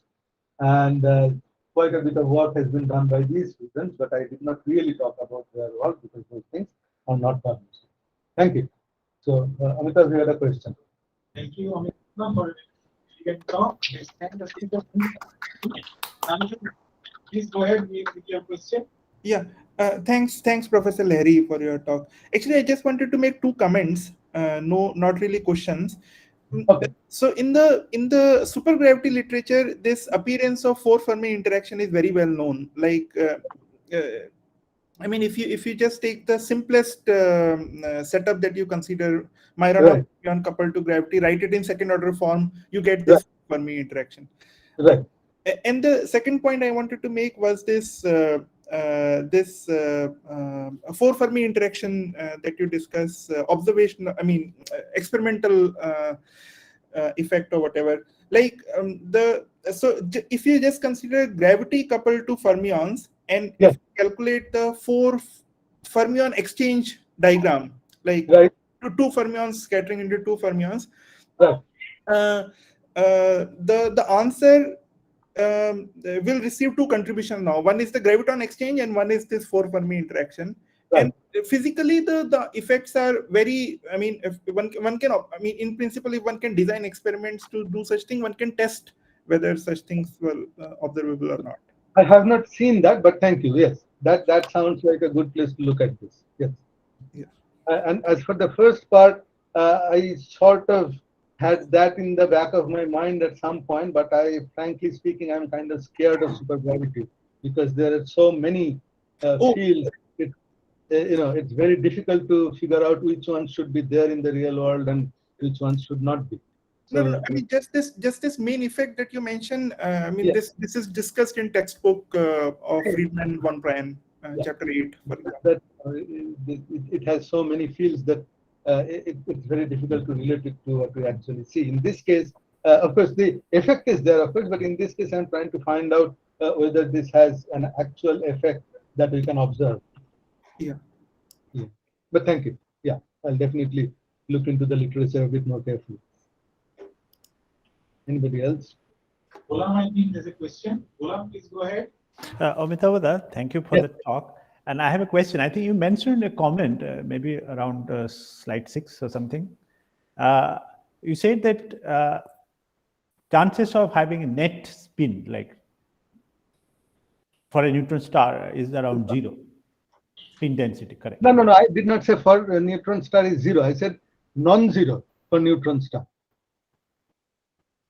I said that for normal matter, for normal matter distributions, the average spin is likely to be 0, unless it's a very special case like a neutron star where the spins are all aligned, in which case it is non-zero.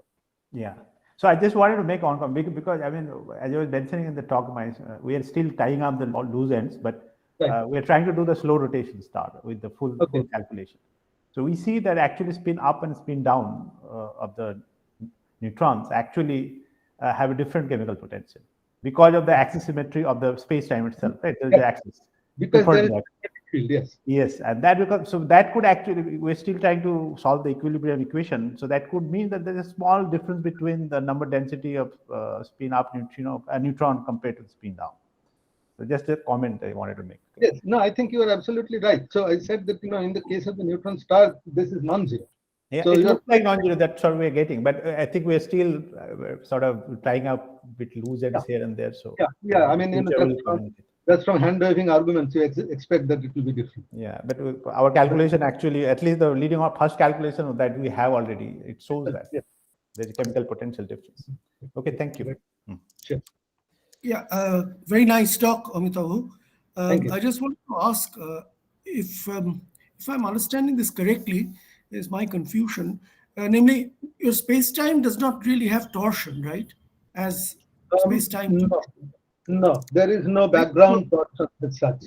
There is no background torsion. That's my understanding. Yes, because there is a way to measure that by looking at covariant two derivatives acting on a scalar field and so on. If they don't commute, you can see that there's a torsion. There is no background torsion. It's dynamically generated from the fermions. Right. Okay. Great. Thanks. Nice talk. Yeah. Thank you. So, are there any more questions? So, if there are no more questions, then let's thank Anuradha once again for the morning talk. And we shall meet at 20 minutes past 4.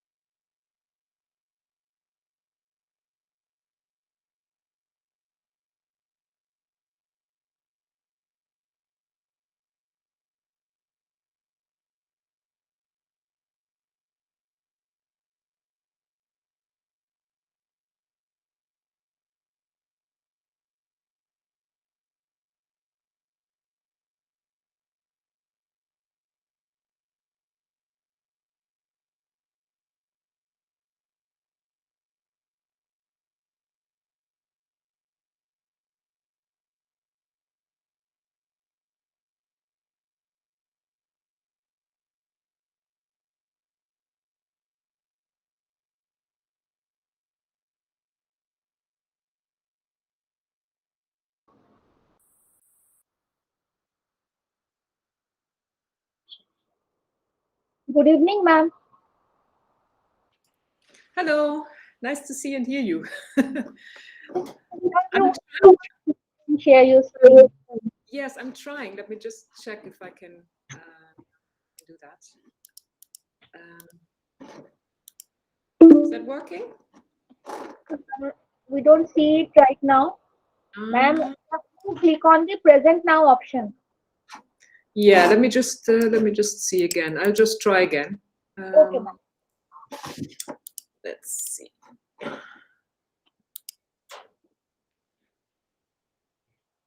Is it working now? It's coming. It's coming. Okay, great.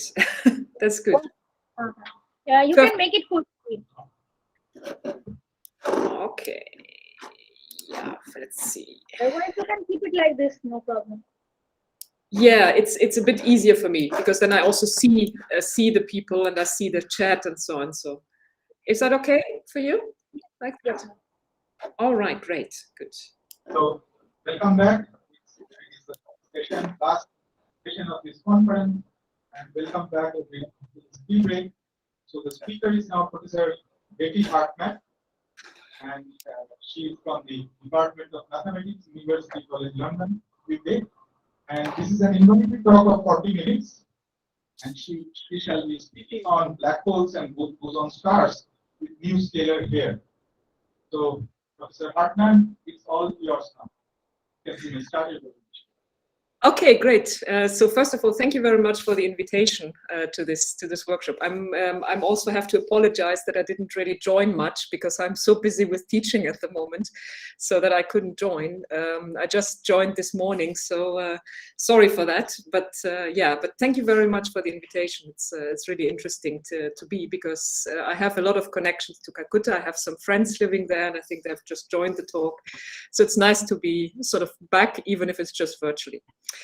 Okay, so let me go through what I want to tell you in the next 40-45 minutes. So first, before I start to do that, I'll just mention my collaborations and the references, and so you can see them here. So the main collaboration is with Yves Brier from the University of Mons, and then there is also my former PhD student Felipe Console at the University of Sao Paulo. So that's the overview. I'm going to give you an introduction and some overview. Why am I interested in the scalar field stars and black holes with scalar hair? And I'll, at the end of the talk, hopefully in the last sort of 20 minutes of the talk, I'm going to tell you some new results that we have found recently. And it was quite interesting because that's a model that really is sort of simple. So you don't have to invoke any any new gravity models or something like that. It's just a simple U1 gauge complex scalar field model, minimally coupled to standard general relativity. And there are sort of interesting new features happening there, which people hadn't realized before. And I'm going to tell you about those at the end of the talk. So let me start with very basic stuff. Why are we interested in scalar fields? I think all of you agree that there are a lot of good reasons for that. It's not only that in high energy physics, we have now a fundamental scalar field in nature. Since roughly 10 years, we know that the Higgs boson, or the Brown-Higgs boson, I should say, exists. Scalar fields are also very important in cosmology to model inflation and also dark energy and dark matter. They also appear in a lot of extensions of general relativity, even in the simplest or the first sort of version of a sort of unified theory, the Kaluza-Klein theory. A scalar field appears, the dilaton. And then, of course, if you go to more low energy physics phenomena, like superconductivity, for example, in condensed matter, scalar fields are often used to describe collective phenomena. So they are really around. It's not just a simplification, but they're really widely used. So that's all fair enough. But then scalar fields very quickly become very depressing if you think about sort of solutions that you can construct in scalar field models. And that already starts when you look at flat space-time. So if in flat space-time, in fact, there is a theorem which is called Derrick's theorem, which forbids you to have any sort of localized finite energy static solutions in these scalar field theories in dimensions other than d = 1. And the argument goes just like that. You write the energy with the gradient part and the potential energy. And after rescaling, you see that these different parts scale with the rescaling of the radial coordinate. And of course, you want the solution to be a stationary point of this scaling. And what you end up with is then an equation that relates the gradient energy and the potential energy depending on the dimension. And if you look at that relation, you can only fulfill that really for d equal to 1. Okay, so for d equal to 3 spatial dimensions, you already have a problem. You can't fulfill that, right? Of course, d equal 1 is a sort of research area by itself. So a lot of people are working on integrable models. You have King solutions there and so forth. So you can study these models. They are very interesting. But if you really want to have some sort of physically relevant, well, for everyday physics relevant solution, you have a problem with scalar field models. So d equal to larger equal to 3 is definitely not possible. What comes to rescue, and that's something that is going through my talk as well, are gauge fields. So if you put in gauge fields into the model, then because the field strength tensor here, with the gauge field given like that, scales differently under this rescaling. And so you end up with a term here that now has a prefect of 4 minus d. And so looking at this relation, you can then fulfill that also for d equal to 3 specifically. And you can, for example, construct so-called abelian Higgs strings, or as people call them in condensed matter, vortices. So you can find localized static finite energy solutions in these models. But the rescue here is the gauge field. And as said, that's something that I'm going to show you in due course, that the gauge fields often come to rescue in situations where scalar field models alone don't produce any really solutions that are static, finite energy, and localized.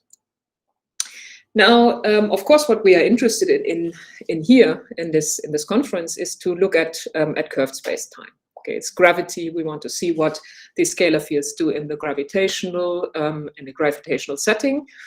And again, if you look at just the sort of simplest possibility of a scalar field in curved space-time, it's again depressing, because if you just take a spherically symmetric, static, and asymptotically flat space-time and a scalar field that has the same symmetries of this space-time. So, for example, you write the metric in Schwarzschild-like coordinates like that, and you write the Gordon equation, so scalar field equation.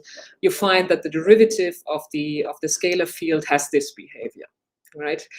And so this tells you that if you want that scalar field to be regular at r equal to 0, then the scalar field has to diverge, and with it, in fact, also the energy momentum tensor.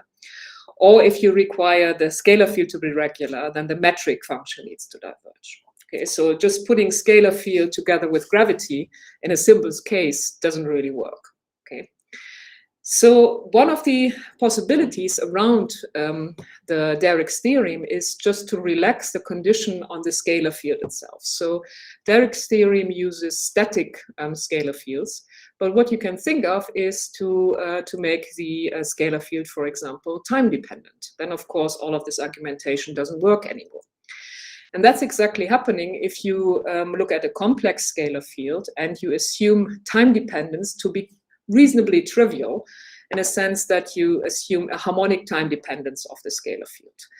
This sort of choice makes the energy momentum tensor, for example, still static, but the scalar field itself is no longer static by itself.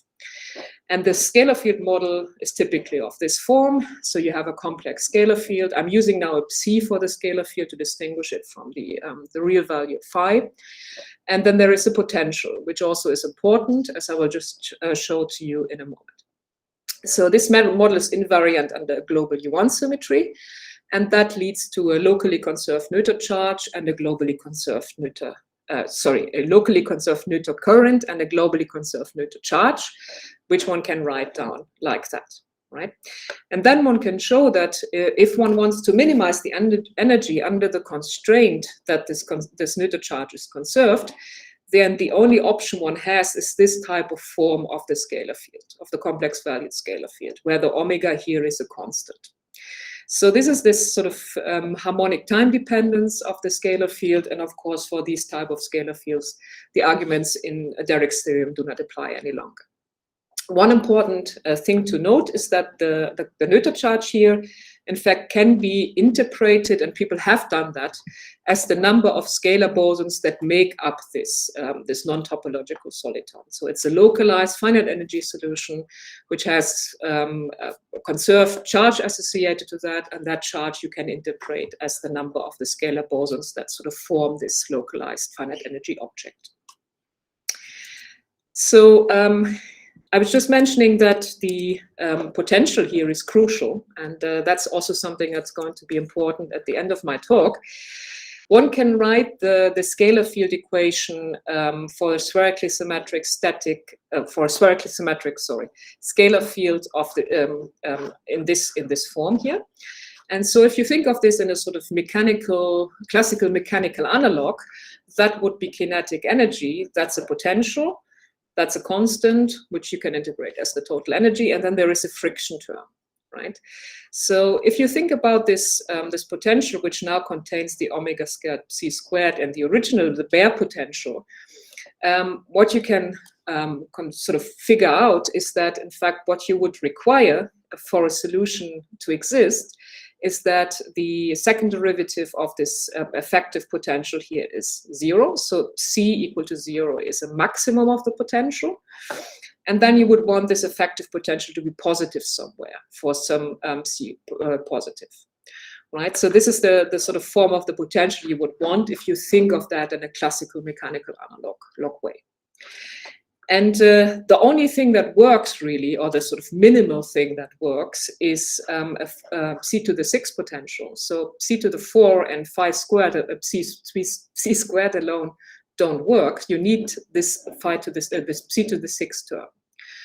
And if you then translate these relations here into the parameters that you put into these in front of these different terms, this tells you that the omega squared has to be smaller than the mass squared. So if you interpret this as the mass of the scalar, of the scalar field, and then there is also this relation which is connected to the relation between these two parameters in front of the C4 and the C6 potential. So as said, so you need the c to the 6 potential in order to find these solutions. You can also, yes, and maybe I should say, people often also call these solutions Q-balls. I haven't said this explicitly, but people often call them Q-balls as well. It's a typical example of a non-topological soliton. And one can couple that to gravity. Interestingly, when you couple to gravity, the mass term is enough for these solutions to exist. They're called mini boson stars. So the self-interaction of the scalar field is not necessary in this case. The gravitational interaction does the trick. And the energy momentum tensor components, which will be important in a moment, look like this. Okay, so clearly you see what I've just mentioned before. The energy momentum tensor now is static. So the space-time will become static, although the scalar field itself is time dependent, has a harmonic time dependence. And then that's normally the type of metric I'm using. So this is a typical Schwarzschild-like coordinates. So again, so that's what I just mentioned. The energy momentum tensor is static, but the scalar field is not. And that's a way around all of these sort of problems with static scalar fields that we had before. So, yes, and I should say that people normally call these objects boson stars. So it's a sort of objects that's composed out of a number of scalar bosons, and you gravitate it. And these boson stars have a lot of very nice and interesting features. They can be as massive as, nearly as massive as black holes, have been used as alternative for the supermassive black holes in the centers of galaxies, and so forth. Now, really, we now want to come to what we have done in this model. So what we did is we looked at static black holes and scalar fields in these models.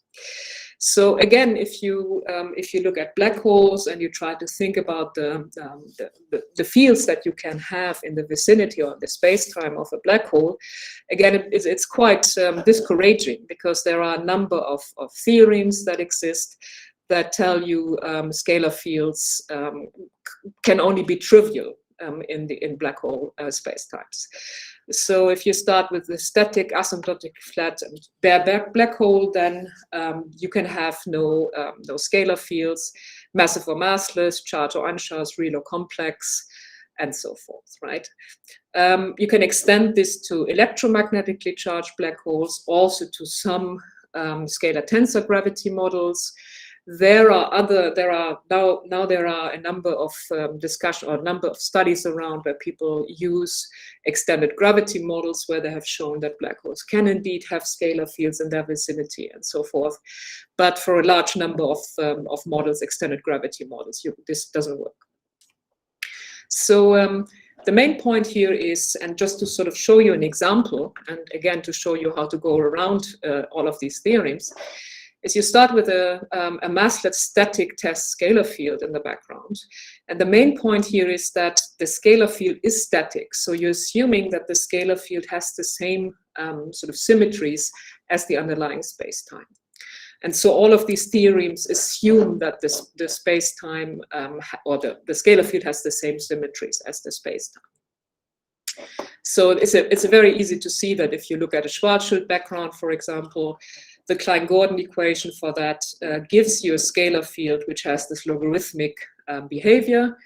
And then, of course, as you can see, when you approach the horizon of the Schwarzschild black hole, this scalar field blows up, right? And with it, the energy momentum tensor components. Okay, so, and again, I just insist that the main point is that the scalar field here has the same symmetries as the space-time. That's really an important point in this discussion. Again, as I just mentioned before, the way around all of these problems, these theorems and construction of some black hole solutions that have non-trivial scalar fields, is to add nonlinear matter fields. And the easiest choice is, as I just mentioned before, gauge fields. So one thing that I just wanted to mention, and that's also going to be important at the end of the talk, sort of referring back to that, is a model that I've worked on during my PhD, which is now 20 years ago. And this is, you can add to the, well, you use a model in which you have a scalar triplet, a real scalar triplet here. So this is the Higgs field in the joint representation of the SU2 group. And you couple this to the SU2 Young-Mills field, so a non-abelian gauge field. That's the model, and you can write the covariant derivative at the field strength tensor. And it's very well known since 1974 that this model has so-called topological soliton solutions, which often are called magnetic monopoles. So Toft and Polyakov showed that in '74. The interesting thing about these solutions is that they have a topological charge associated to them, which is related to the mapping of spatial infinity, which is a two-sphere, to the vacuum manifold of the theory, which is also a two-sphere. And so this topological charge is essentially proportional to the magnetic charge of these objects. And these things are topological solitons, in contrast to the ones that I mentioned to you before. Q-bors and boson stars are non-topological solitons. They have a conserved Noether charge. Here, in fact, the symmetry that exists in this model is spontaneously broken, and so creates these sort of solitonic-like objects which have a topological charge associated. You can gravitate these things. This is sort of, I could show you different results from different papers. This was just something that I have done 21 years ago now. So this is to show you the mass of these monopoles over the winding, over the alpha. The alpha is essentially the effective gravitational coupling, if you like, the ratio between the vacuum expectation value of the Higgs field and the Planck's mass or the Planck energy. And the interesting thing is here that the interesting thing here is that, so this is n equal 1 has spherical symmetry, that's the original one, and then you can also extend this to larger charges, and then the solution has axial symmetry.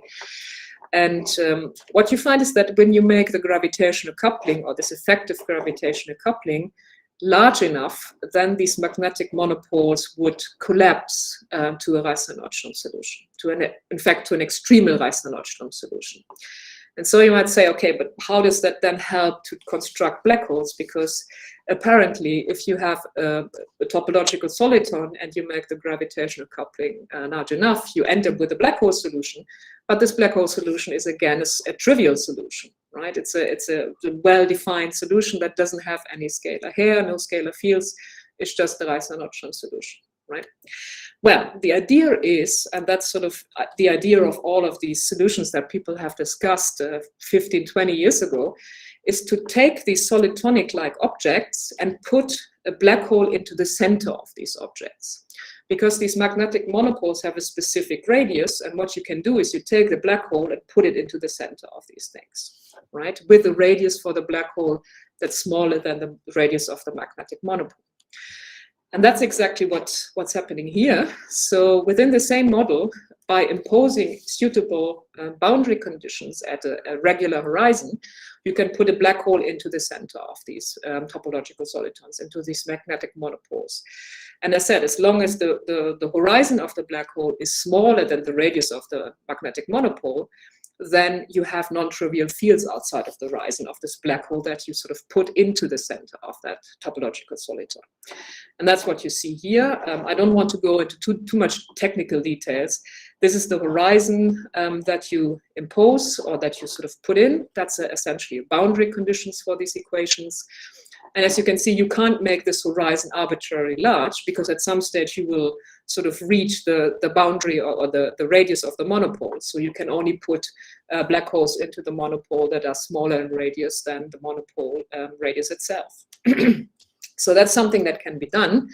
And these solutions have been, or these black holes have been called hairy black holes. So in this case, they carry Higgs and gauge fields, non-abelian gauge fields on their on and outside their horizon. So this is essentially a sort of depiction, just to show you a picture. So that's the monopole, has this sort of hedgehog-like structure of the Higgs field, and what you do is you put the black hole inside it, right? And then it has a non-trivial trivial structure outside of its horizon. Then going back now to the non-topological solitons that I mentioned to you before, the boson stars, you could think, okay, why don't I do the same with the boson star? I take the boson star and put a black hole into the center of the boson star, right? But the point is that this doesn't work. And why does it not work? There is a theorem due to Pena and Sudarsky from '97 that says if you have a static spherically symmetric and asymptotically flat black hole, and that has a regular non-extreme horizon, then with the weak energy condition fulfilled, and the energy momentum tensor satisfying the condition that the tangential pressures are smaller than the radial pressure, then this is necessarily trivial, right? So the only solution is the Schwarzschild solution. And if you remember what I told you, maybe I can just go back about the energy momentum tensor components. If you look at the energy momentum tensor components of the scalar field, you see immediately that T theta theta is smaller than TRR, right? These two terms are equal, and this one is negative. N is positive, C prime squared is positive. So N theta theta will always be smaller than TRR, right? So that's why you can't do the same trick with the boson star, right? But what you can do is you can again add gauge fields, right? So you add the gauge fields, you gauge the U1 symmetry that you have in the system, adding a very trivial static spherically symmetric electromagnetic field as an electric field essentially. And then you have these additional terms that appear here, right? Due to the electric potential, static potential. And now, as you can see, if you compare TRR and T theta theta, then of course you have the possibility to make the tangential pressure larger than the radial pressure. if you fulfill a certain condition on the scalar field and the gauge field, right? So this condition already tells you that you have to make the electric field, so V prime is essentially the radial electric field, you have to make the radial electric field big enough for this to be fulfilled, to get these solutions. But if you do that, you can get solutions, right? And that's what people have studied over the last years. They looked at so-called charged Q clouds in Schwarzschild spacetimes. So first sort of really looking just at the scalar field, the U1 gauge scalar field, complex scalar field model in the background of the black hole. And then you can really find solutions. So the parameter choices we have done is because now you have a gauge symmetry, you can gauge the phase of this complex scalar field away. And you need, it turns out, and that's a sort of numerical result, which I'm not sure if I really understand the physical reasoning for that, is that you need the c to the 6 potential. So you can't do it just with the mass term or the c to the 4. And then you can rescale the coordinates such that these parameters here are 1. So I'm just going to refer only to the mu in the following, because the other ones I can set to 1 without losing generality. And to find the solutions, you have some requirements for regularity. So on the horizon, you choose these regularity conditions for the gauge field and the scalar field. And then asymptotically, you impose that the electric potential has a constant value minus this typical behavior Q over R. And so the V infinity essentially gives you the potential difference between the horizon and infinity. Okay. And then the scalar field has a fall off, which now goes with the effective mass of the scalar field, falls off exponentially, but the effective mass has the bare mass minus this E squared, V infinity squared. Okay, so this already tells you that you can't make, so first of all, you have to make the electric field big enough to get the solutions, but you can't make it too big, because then you go to a situation in which the energy in the electric potential becomes so big that you create scalar particles, right? So you have to be careful balancing the two, in fact. And that's exactly what we sort of see in the numerics. So this is the sum of the quantities of the solutions in dependence on the gauge coupling E for specific values of the potential difference. And as you can see, there are two branches of solutions, and they only exist in a very finite interval of the gauge coupling, right? So you have to really not fine tune, but you have to really choose the interval for the gauge coupling correct to get these solutions. And then what's also interesting is that, so the MQ, I didn't say that yet, this is the mass that sort of just sits in the scalar cloud, right?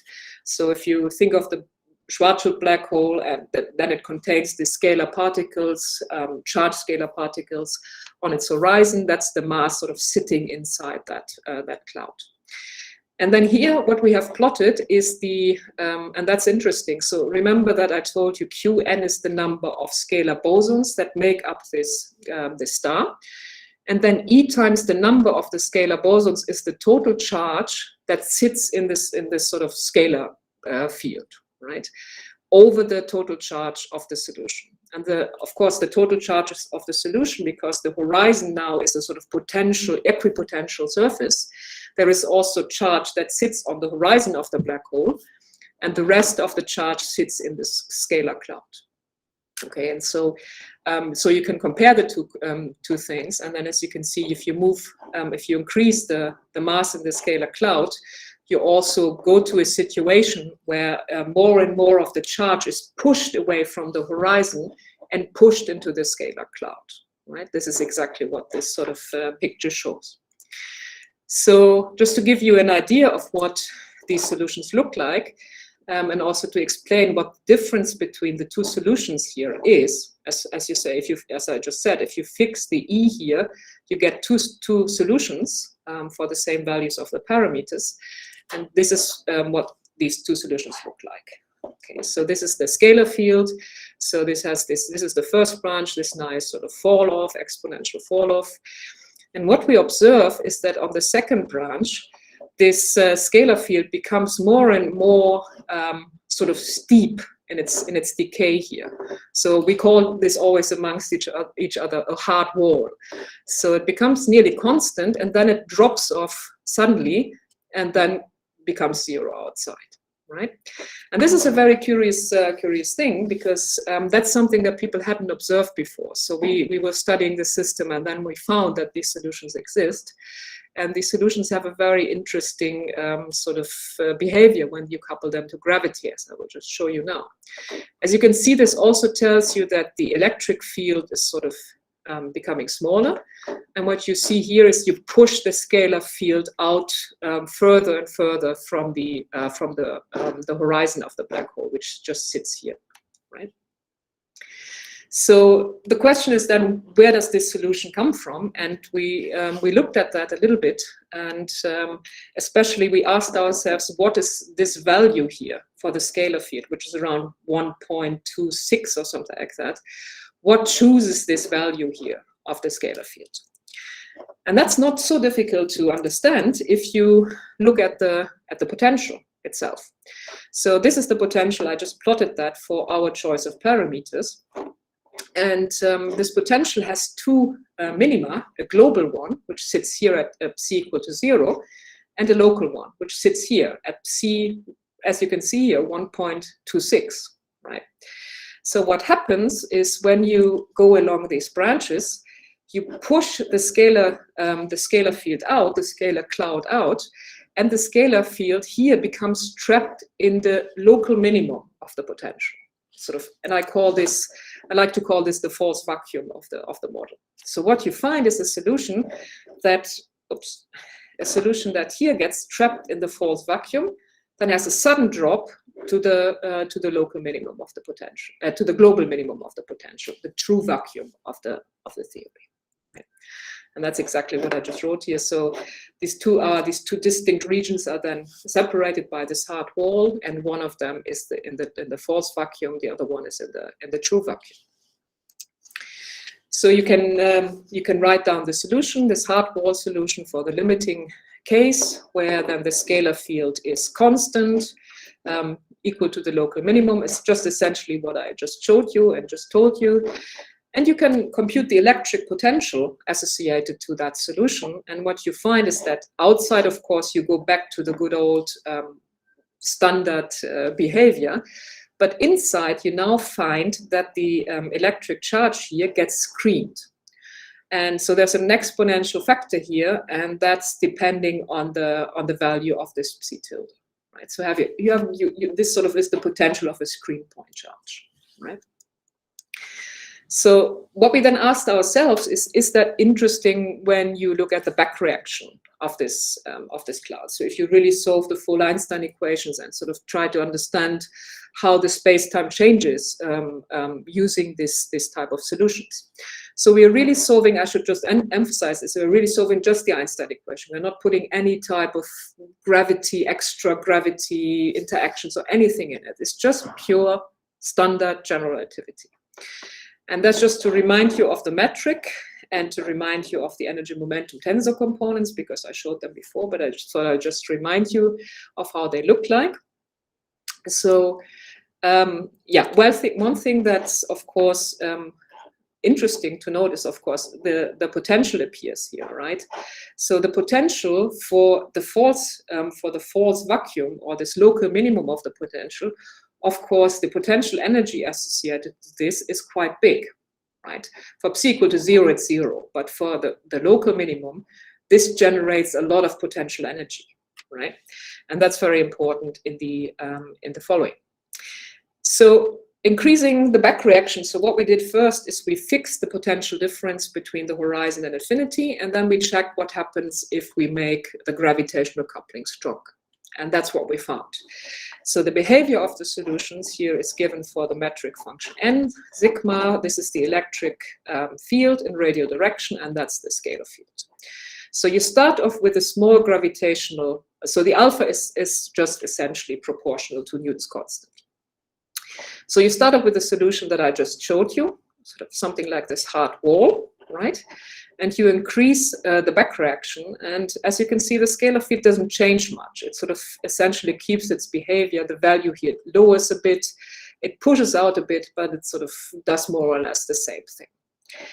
What happens to the to the metric function sigma is that this value here stays constant. So the sigma shows a similar behavior to what we see for the psi. It's constant, non-zero, non-1, and then has this sharp increase to its asymptotic value 1, right? And the metric function n is interesting. It's, as you can see, it develops this local minimum. This local minimum drops down. And I should say, although this sort of looks as if it is 0, it's not, right? The scale, of course, here is large, but it's not really 0 here, right? So the minimum of the metric function drops down. And as you can see, outside of this point, it really is just Reissner-Nordström, right? And the electric potential is, or the radial electric field is that of the Reissner-Nordström solution outside that point, right? You can write this down explicitly. So there is this, as I just said, you have this local minimum forming here, and I call this R tilde in the following.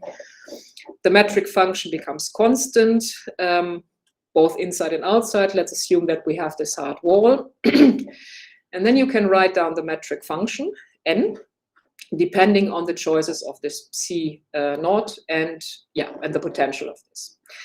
So at the critical gravitational coupling, so at the maximal gravitational back reaction that we managed to do numerically, we found that we have a solution that's this so-called screened Reissner-Nordström de Sitter solution inside.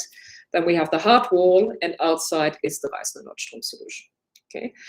And why is it so the screened Reissner-Nordström is because, of course, this one here is not perfectly Reissner-Nordström. There is well, this sort of term reminiscence that, but then of course you also have the screening of the charge that appears. But it's de Sitter because now here the potential at this the sort of local minimum generates a lot of potential energy, right? And so you have this R squared, this typical behavior of a de Sitter solution appearing there. Right.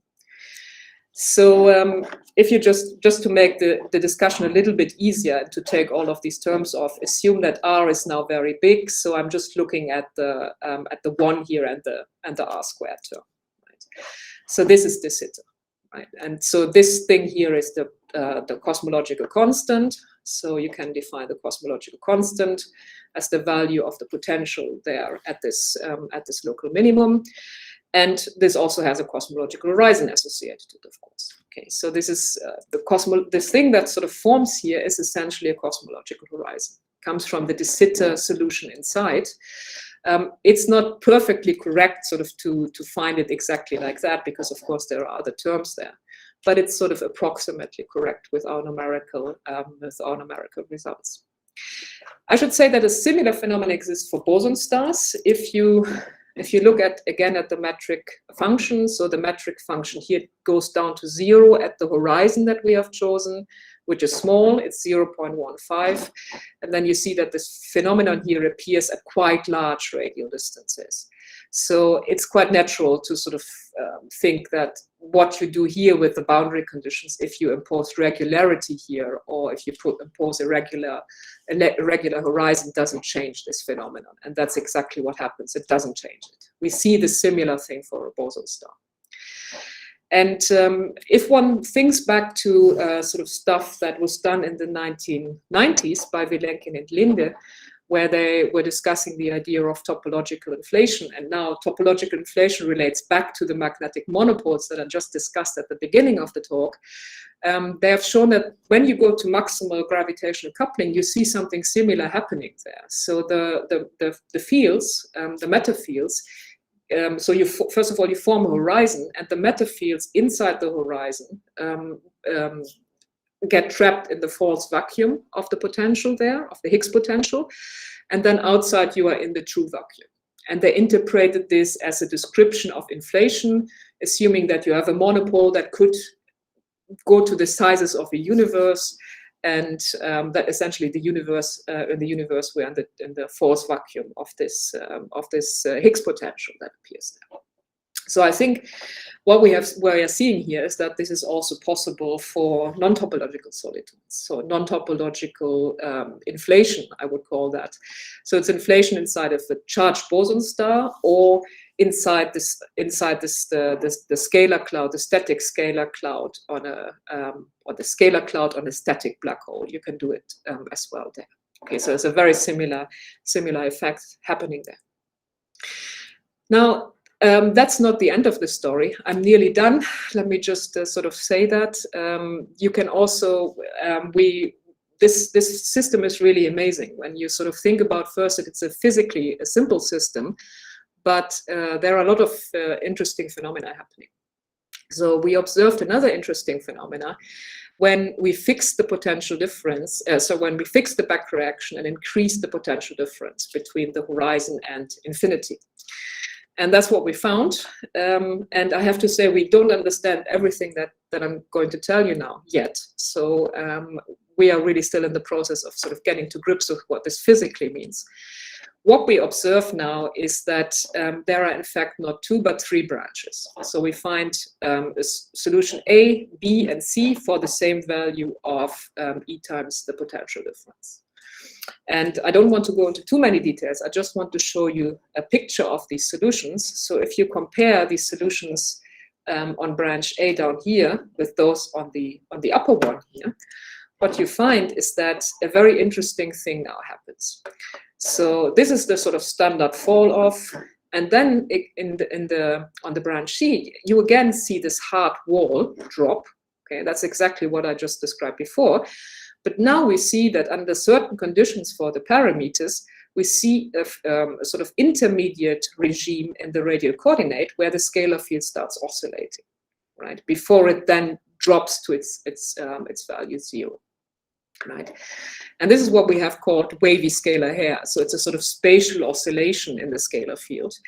And the spatial oscillation, so you can, that's what I just told you. So you have an inflating interior here from here to here. Then there is a phase where the scalar field, or there's an interval in R where the scalar field is oscillating, and then it becomes 0. And that translates also to the other fields. So the reason for these oscillations, in fact, as I will just show you on the next slide, is that the metric function n is close to 0, but never actually 0.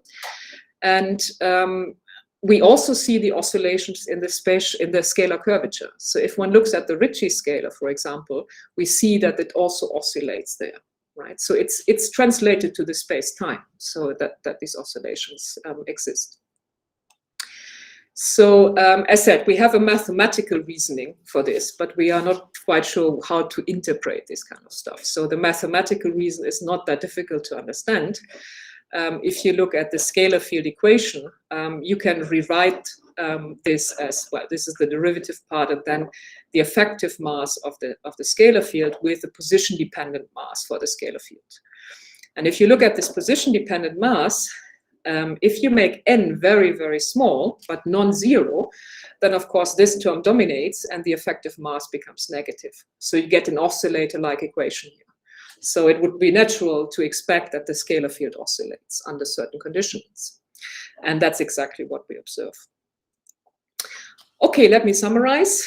So the questions that motivate the study of scalar fields, I think, just as a sort of broad perspective, is that, of course, we believe that now at the Event Horizon Telescope we have seen black holes, but have we really seen a horizon? I'm not sure. So are there alternatives? And yes, the answer is yes, there are. There are boson stars. Of course, they are more exotic, but I think one should consider them, and people, of course, consider them when comparing with data. Then also the LIGO and Virgo detection suggests that astrophysical black holes are quite simple. These sort of gravitational wave emissions from these collisions of black holes have shown that probably these black holes are just simple bare Kerr black holes. But is that always true? Are we not able to detect the deviations yet? Is there something more? So I think it's worth investigating this. And what we have done is that we have really looked at a very simple model. So we are not doing any non-minimal couplings or putting in exotic fields or something like that. It's just a simple gauged complex scalar field model in standard Einstein gravity. Okay, and what we find is that there are interesting new phenomena happening. We find that we have this inflating interior.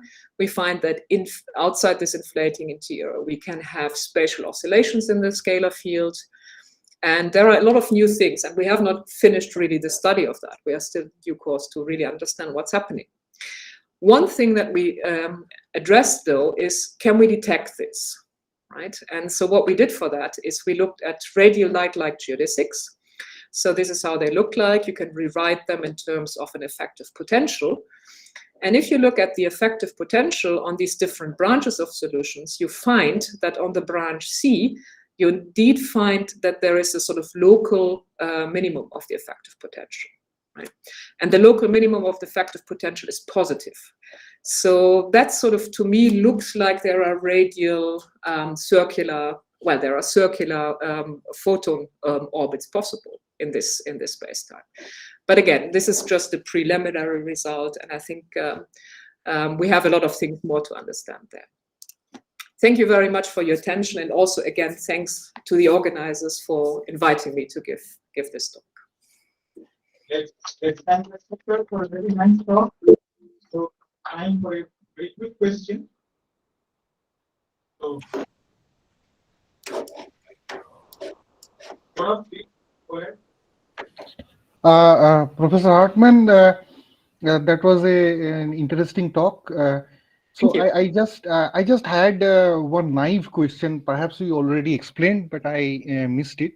So you said that, for example, we can have a complex scalar field with harmonic time dependence, like e to the power plus minus I omega t. The scalar field is not static, but the energy momentum tensor is indeed static, and that's why we might expect a static solution. Yeah, exactly.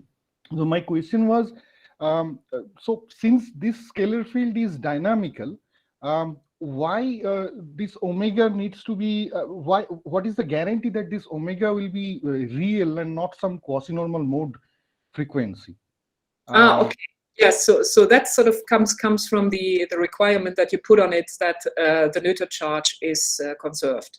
So you can work it out when you sort of make the discussion of the equations of motion, and you're varying the action under the constraint that the Noether charge is conserved. Then the only choice that you have is that the omega is a real constant number. Yeah, but I mean, the quasi-normal mode frequencies boundary conditions were quite generic. I mean, they were just ingoing in the future horizon, and both ingoing and outgoing at infinity. So yeah, of course. How does it translate, I mean, in this case, I mean, these boundary conditions, since these are dynamical waves, there must be some boundary conditions.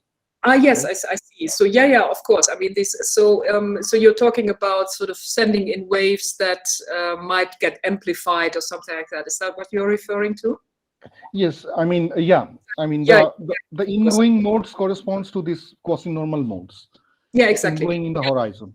Of course, yes. I mean, what you can do here, if you send these sort of waves in with a general omega, I completely agree. You can show that there is something which is also called a super radiant process that's happening there, and these solutions that you have for this case are the solutions that sit just on the boundary between superradiance and non-existence of this superradiance. So there is a sort of synchronization condition that you have to impose on the scalar field. Absolutely. So this sort of sits in the, let me just see if I can go back to this. This sits in the boundary condition you impose on the gauge field. So let me just see. Where is it? Now I'm lost with this in this talk. No, that's the wrong direction. Let's see. So there's a condition on the gauge field on the horizon that prevents that. So yep, here it is. Let's see if I can find it.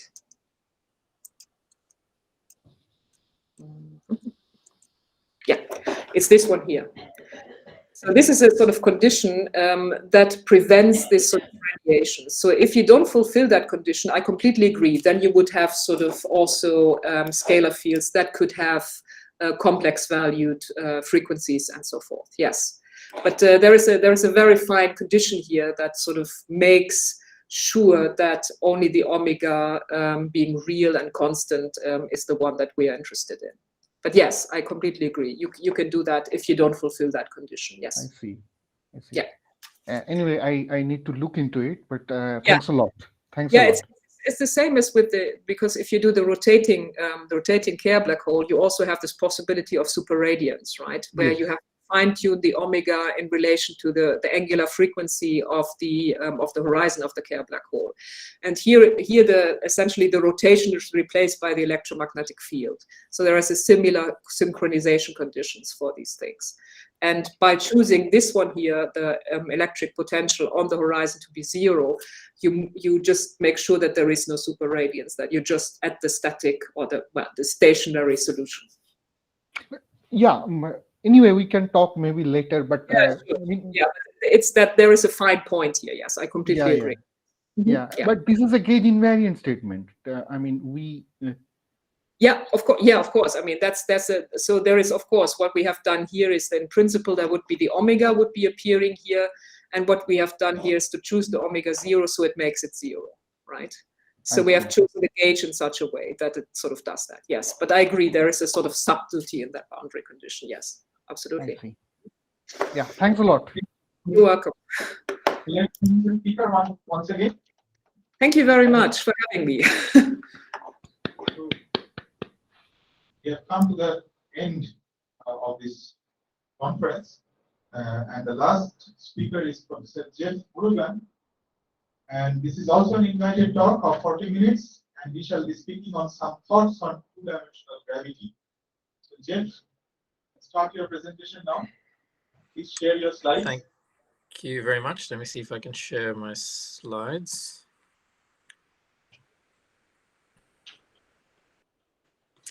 Okay.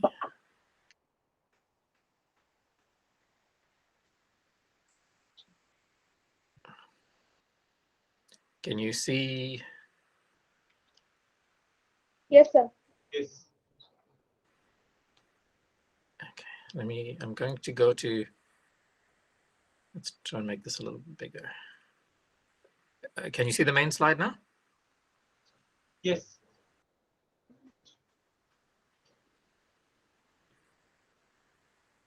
Okay, sorry, just give me a second.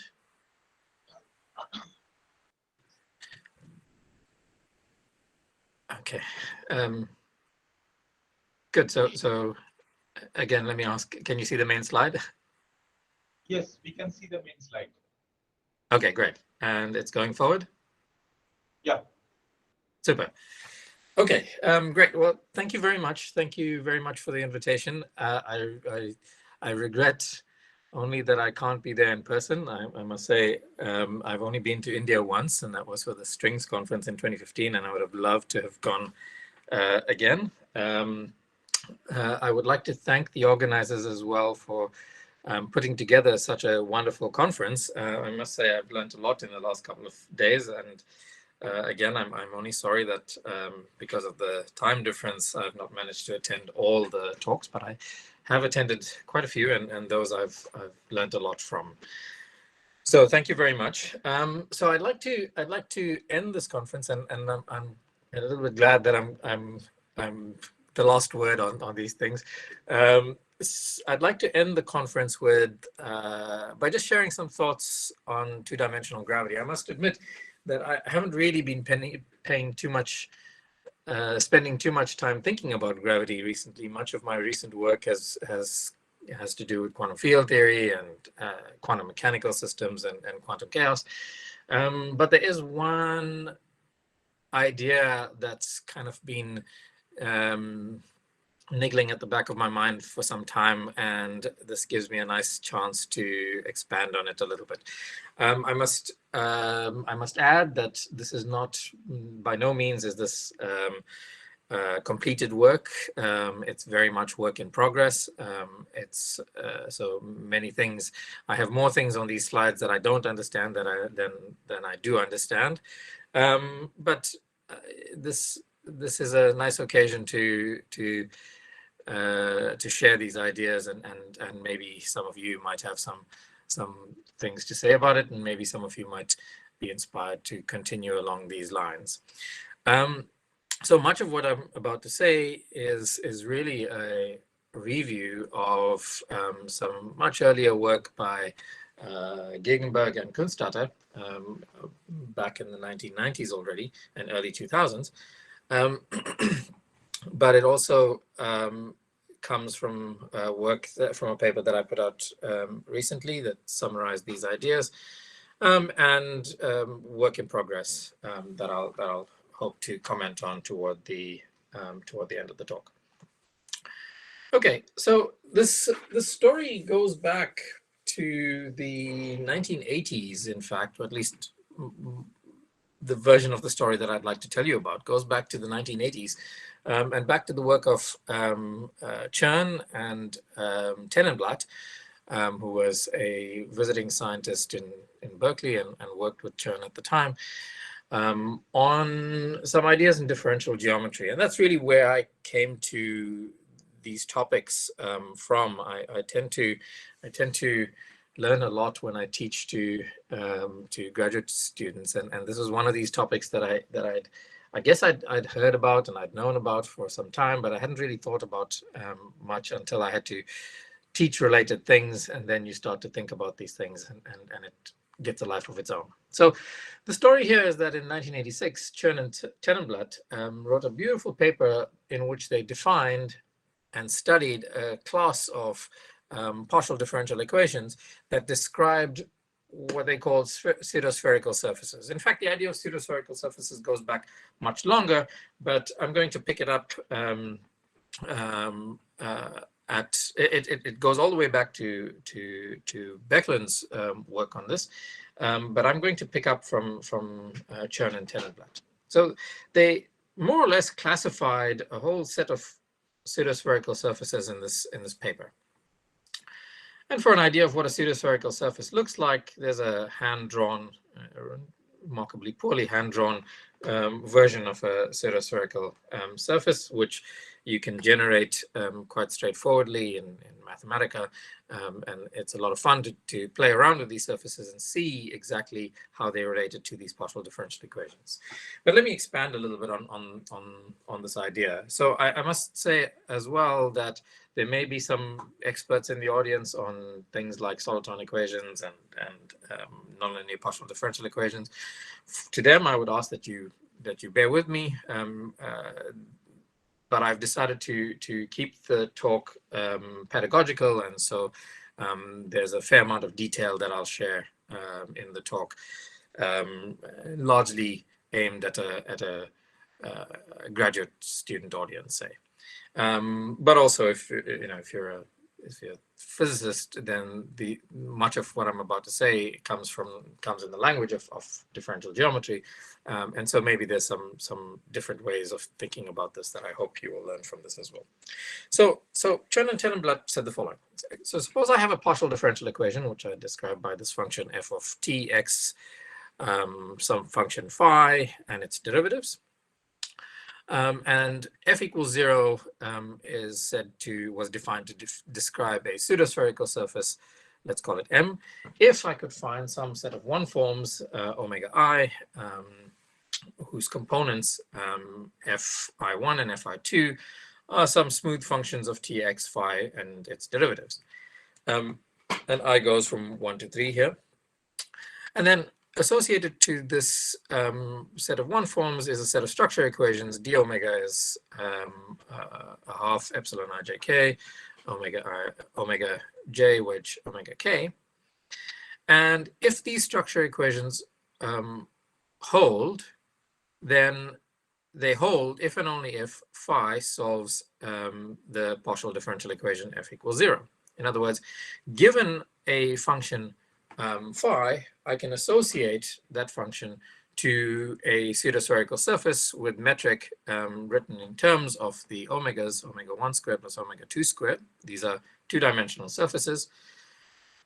And if I go ahead and calculate its Gaussian curvature, then I'll find that it has constant negative curvature, which I can normalize to -1. And the Levi-Civita connection, one form on this manifold is given precisely by the remaining one form omega 3. So to a solution of a partial differential equation, I can associate a pseudospherical surface. So as an example of this, and it's the canonical example given by Chern and Tenenblatt, they said, suppose we choose the one forms omega 1 equal to cos phi over 2 dx plus dt plus omega 2 as sine of phi over 2 dx minus dt, omega 3 given as the d phi by dx, which I'm going to denote by phi sub x, dx minus phi sub t dt. So suppose I give you these three one forms. Then you go ahead and you calculate the structure equations associated to these three one forms, and you'll find that the structure equations hold if and only if the D'Alembert of phi is equal to sine of phi, which is of course what we would call the Sine-Gordon equation that most of us, I would assume, are familiar with from a course in nonlinear differential equations or solitons, etc. So this is remarkable. And again, given the Sine-Gordon equation, I can find a set of one forms, omega 1, omega 2, and omega 3, that correspond to a particular pseudospherical surface, defined as I did in my last slide. And an important point about this is that this choice of one forms is not unique. So for example, if instead I chose omega 1, 2, and 3 in this way, then the same structure equations hold if and only if the Sine-Gordon equation holds for phi as well, with the parameter, with the non-vanishing real parameter eta. So in other words, what we have here is for a given eta, some real parameter, the ability to generate a family of such pseudospherical surfaces. Well, the existence of such a one-parameter family of one forms is in fact related to the fact that the Sine-Gordon equation is not just any old nonlinear differential equation. It's a very special type of nonlinear differential equation that is an integrable equation. And integrability imposes a huge constraint on the nonlinear differential equation, but also on its solutions, as we'll see shortly. So far, I haven't really said anything particularly special about these equations. I've just made some definitions and showed you how these PDEs relate to these pseudospherical surfaces of constant negative curvature.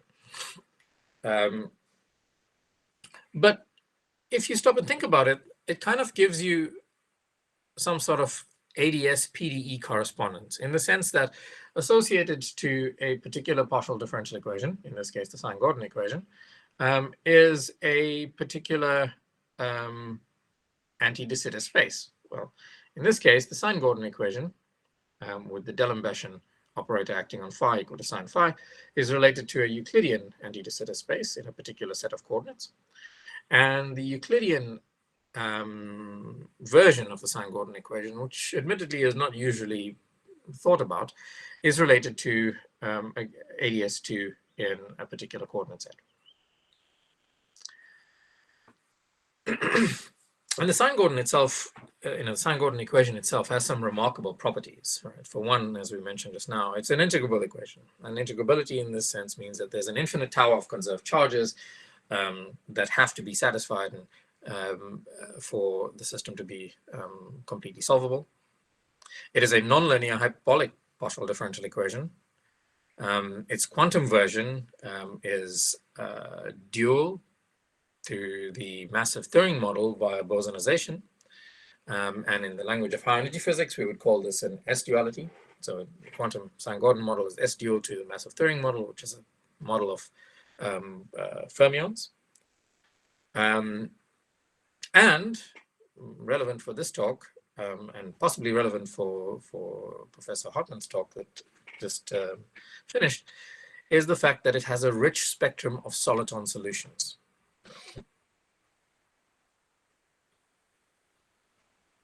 And sorry, there we go.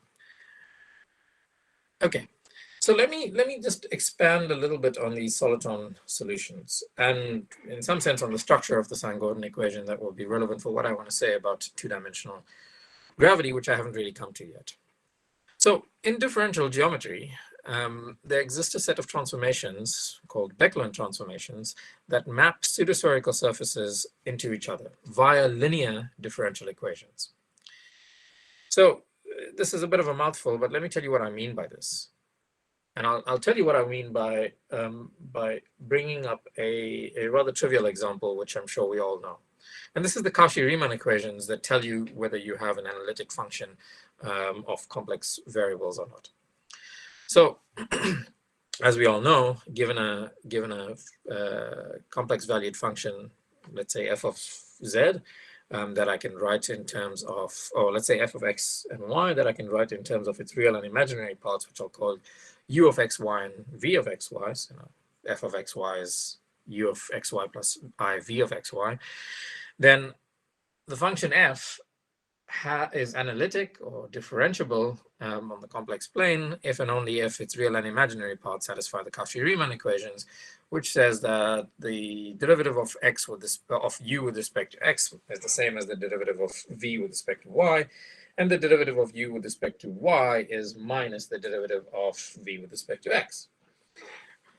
So these Cauchy-Riemann equations are a set of first order linear differential equations in U and V. But as every undergraduate knows, if you differentiate these equations and use the fact that mixed partial derivatives commute, then you find that each of U and V must satisfy the Laplace equation, namely that the second derivative of U with respect to x plus its second derivative with respect to y must vanish, and the same thing holding for V. Well, this in fact is an example of a Becquerel transformation of a harmonic function into its harmonic conjugate. So basically, as we all know from complex analysis, if you have two functions u and v that both satisfy the Laplace equation like this, then I can write u and v as the real and imaginary parts of a complex function.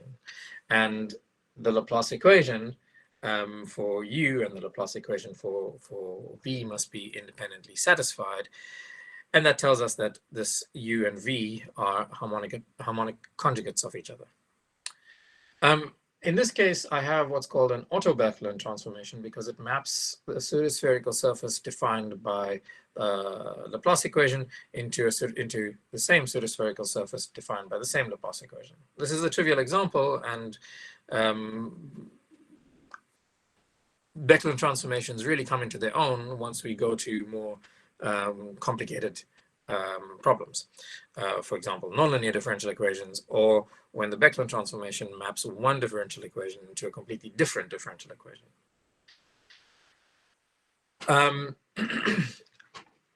The Sine-Gordon equation also has a Becquerel transform that looks a little bit more complicated than the Cauchy-Riemann equations, and this says the following.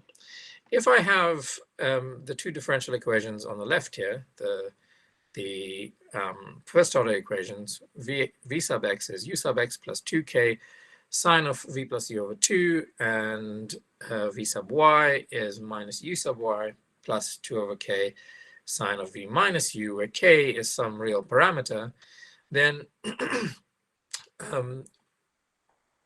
the second derivative of u with respect to x and y and the second derivative of v with respect to x plus y both satisfy these equations. In other words, u satisfies u sub xy equals sine u, and the same for v. These are nothing but the Sine-Gordon equation in light cone coordinates. And again, what we have here is the definition of an auto-Becquerel transformation, in that I can select some seed solution to one of these equations and then generate solutions to the other equation recursively. As a non-trivial example of this, we can use the auto-Becquerel transformation. It's not the only way you can solve the sine-Gordon equation. In fact, the simplest way to solve the sine-Gordon equation is, in fact, to go to light cone coordinates and then integrate it twice. But we can use this auto-Becquerel transformation here to start from the trivial solution of the U equation, namely that U equals 0, which trivially solves U sub xy equals sine of U. And then by plugging this into the Becquerel transformation, if I integrate for V, I find that V is 4 octan of this exponential, which is nothing but the sine-Gordon kink, or the one soliton solution of the sine-Gordon equation, which is an example of a topological solution, a topological soliton. It's a topological soliton because it has two interesting properties. One is if I take two of these solitons, two of these octan type solutions, move them in the opposite direction by changing V to minus V, and I let them collide with each other, then they pass through each other, and the only possible change that's affecting these solutions is a possible phase change. Other than that, their shape, their size, everything stays the same. The second example, or the second property that makes these topological solutions is that the boundary conditions here are that V goes off to -1 at minus infinity, and it goes off to +1 at plus infinity. And those boundary conditions provide very non-trivial constraints on the solution. So it carries, in addition to the fact that it's a soliton, it also carries a non-vanishing topological charge, which is simply the difference between the boundary condition at plus infinity and minus infinity. So if you calculate that, it comes out to be 2. Or you can normalize it, and it comes out to be 1. And this is what's known as the one soliton solution of the sine-Gordon equation. Okay. So let's take a step back now and talk about something different. And this is gravity in 1 + 1 dimensions. So there's many reasons to think about gravity in 1 + 1 dimensions. The most convincing I can think of is that it's far simpler in its structure than gravity in 3 + 1 dimensions, which is the real world in which we live in.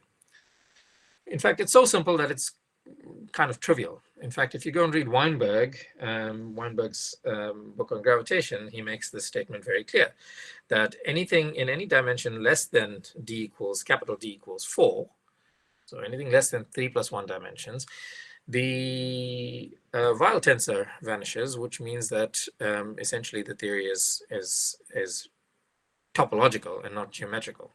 And in fact, Einstein gravity in 2 + 1 dimensions is clearly topological because it's related to a Chern-Simons theory, as I will talk about in a little bit. But in 1 + 1 dimensions, if you go ahead and calculate the Ricci tensor, you'll find that it is identically equal to 1/2 of the Ricci scalar times g mu nu. In other words, the Einstein tensor in 1 + 1 dimensions identically vanishes. So gravity is essentially trivial in this. Einstein gravity is essentially trivial in 2 dimensions.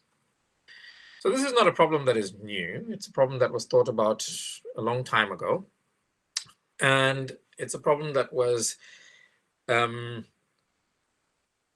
thought about in many different contexts.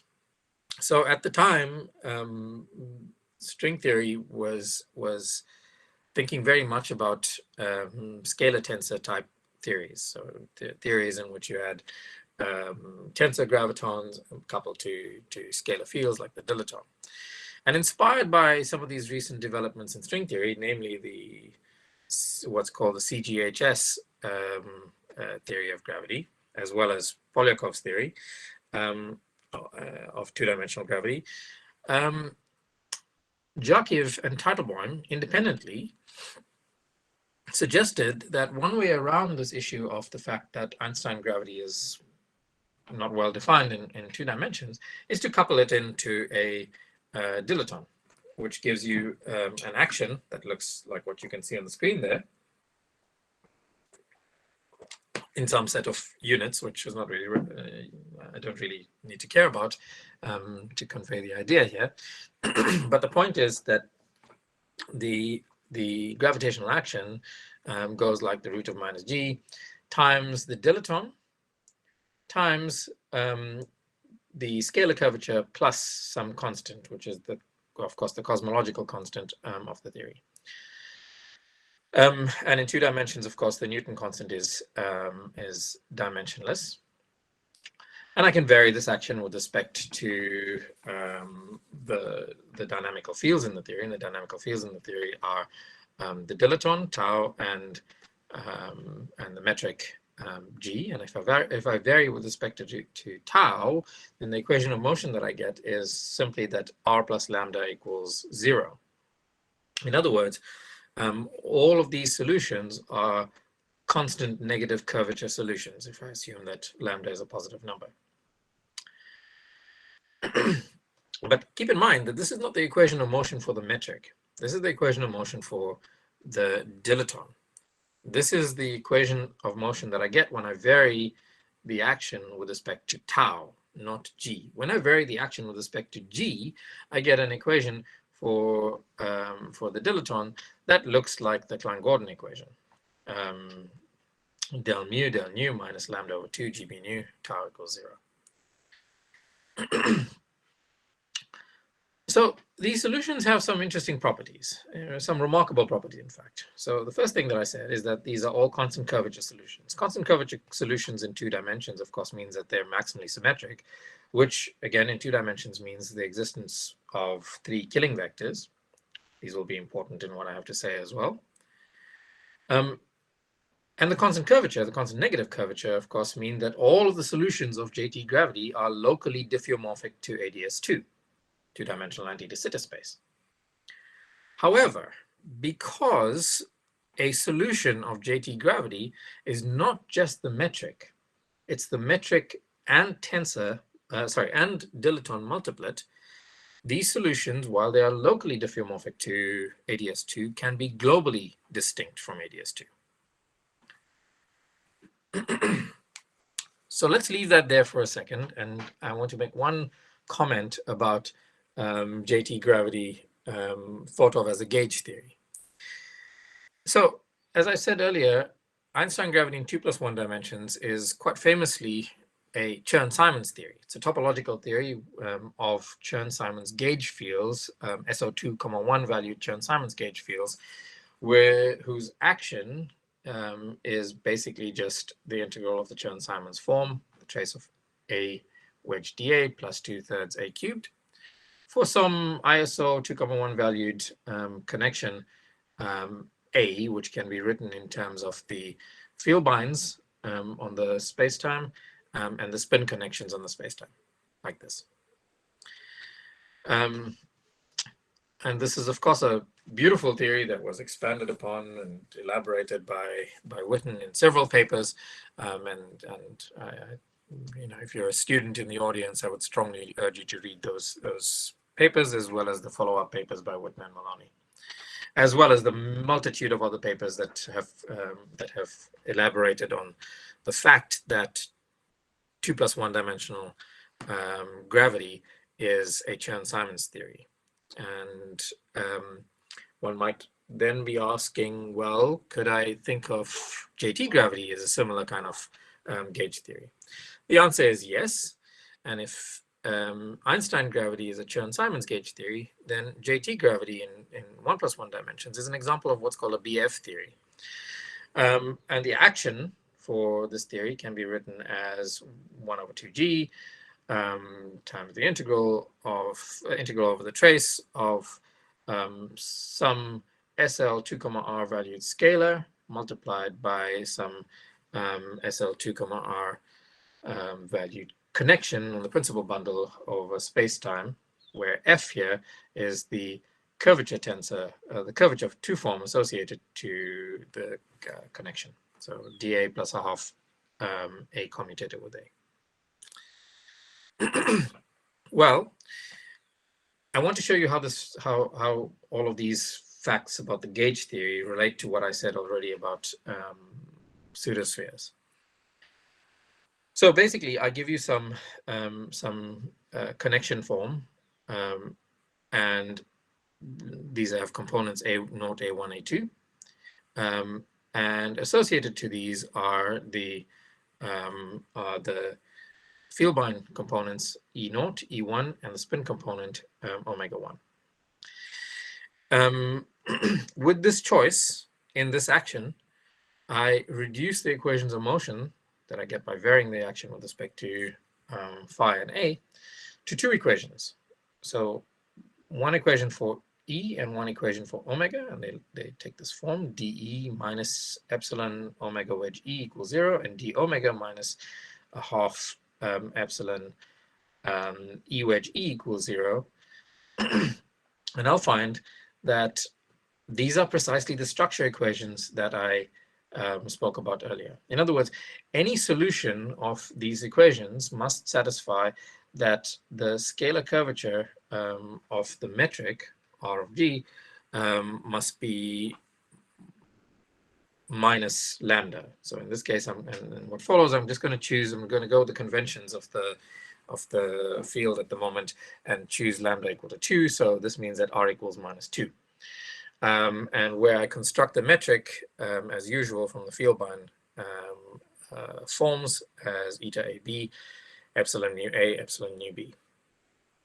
So again, even as a gauge theory, these ideas that these solutions are constant negative curvature solutions are built into the structure of the theory. And as I said just now, solutions of the JT gravity theory are given not only by the metric, but by the metric and the dilaton together. So while all of these solutions are locally diffeomorphic to ADS2, globally, they can have very different structure.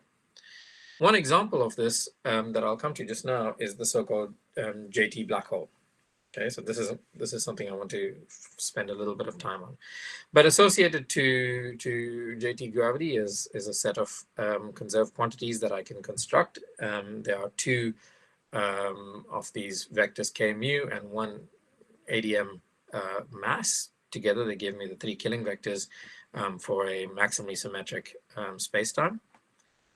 And I can use this ADM mass, for example, on these conserved quantities to construct a JT black hole. So here's an example of a black hole. ds squared is minus r squared minus m, dt squared plus r squared minus m to the minus 1, dr squared, where t is the time direction and r is the radial direction. And I'm going to choose a linear dilaton, so tau equals r. Again, I specify a solution of JT gravity not just by the metric, but by the metric and the dilaton. So here's the solution.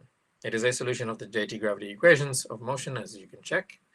And my claim is that this is an honest-to-God solution, a black hole solution in 1 + 1 dimensions. So it has some interesting properties to start off with. And the first is that I can arrive at this particular solution by a dimensional reduction of the three-dimensional BTZ black hole. So the three-dimensional BTZ black hole is another famous example of a black hole in the topological 2 + 1 dimensional Einstein gravity. It has an event horizon at r equals, this JT black hole has an event horizon at r equals the square root of n and an ADM energy of m/2g. Going back to the BTZ black hole and the relationship to this JT gravity black hole, the BTZ black hole has a conical singularity at r equals 0. As you can check in the much studied literature on the topic, many beautiful papers were written by Mark Henault on the topic, which are particularly nice if you have this differential geometric bent. This conical singularity at r equals 0 translates into a vanishing of the dilaton, which is equivalent to the statement that the effective Newton constant for the theory blows up. So to avoid such singular solutions, we will avoid looking for solutions with vanishing dilaton or excise any tau equals 0 point from the manifold. So I said earlier that the Sine-Gordon equation corresponds to, or solutions of the Sine-Gordon equation correspond to pseudospherical surfaces of constant negative curvature. Well, and I then calculated or showed you how to calculate one particularly nice solution of the Sine-Gordon equation, namely its one soliton or kink solution. And it turns out that this Sine-Gordon kink is in fact related to the JT black hole, this black hole solution that I just pointed out there. In the sense that the Sine-Gordon kink determines a metric in some coordinate patch in which there exists a killing vector, k mu, that is time-like outside the event horizon at r equals square root of m, and that becomes null at some interior point. And this is precisely what one would mean by a black hole in this space-time, at least according to the definitions given by, let's say, Wald.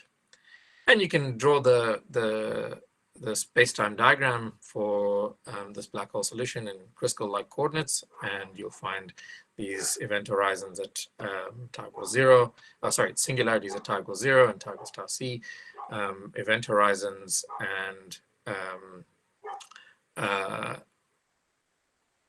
corresponding to this particular space-time diagram is a diagram that can be drawn out in soliton coordinates, in which each of these trajectories in the space-time diagram correspond to particular trajectories of the soliton. All of which can be expanded upon and elaborated on, and they're done beautifully in the papers by Gegenberg and Kunstadter. But they simply serve to make a point in this talk, which is that the Sine-Gordon kink, the one soliton solution, can be mapped precisely to this JT black hole with linear dilaton. It is not the only solution that maps to a known solution of JT gravity. So in fact, the two soliton solution maps to another JT gravity solution, etc., etc. I said earlier on in the talk that in fact there is a one parameter family of solutions which correspond to a one parameter family of solutions in JT gravity. There is a solution generating transform, the Becklund transforms, that tell you how to start off from a particular solution and construct new solutions, new soliton solutions, which also translate into solutions of JT gravity, starting off with some seed solution. And again, all of this is covered very nicely in the papers by Gegenberg and Kunstadter. And again, this is old things that have been thought about in the early 2000s and 1990s even. What I want to talk about, what I want to briefly talk about is not so much these solutions and what you can do with them and how they relate to solutions of JT gravity, but I would like to catch up with where developments in JT gravity have, or in two-dimensional gravity more generally, have gone in the past, I'd say, 10 years. Because these have really been some remarkable developments that have shed a lot of light on our understanding of quantum gravity and of things like the black hole information loss paradox. So in particular, there are two things I would like to just touch upon here. One is some speculations about, if I've shown you how to map the Sine-Gordon kink to a JT gravity black hole, how do we think about things like Hawking radiation in this story? So let's say more generally, how do I think about black hole entropy in this picture? And the second thing I want to touch upon is the idea of JT gravity and quantum chaos.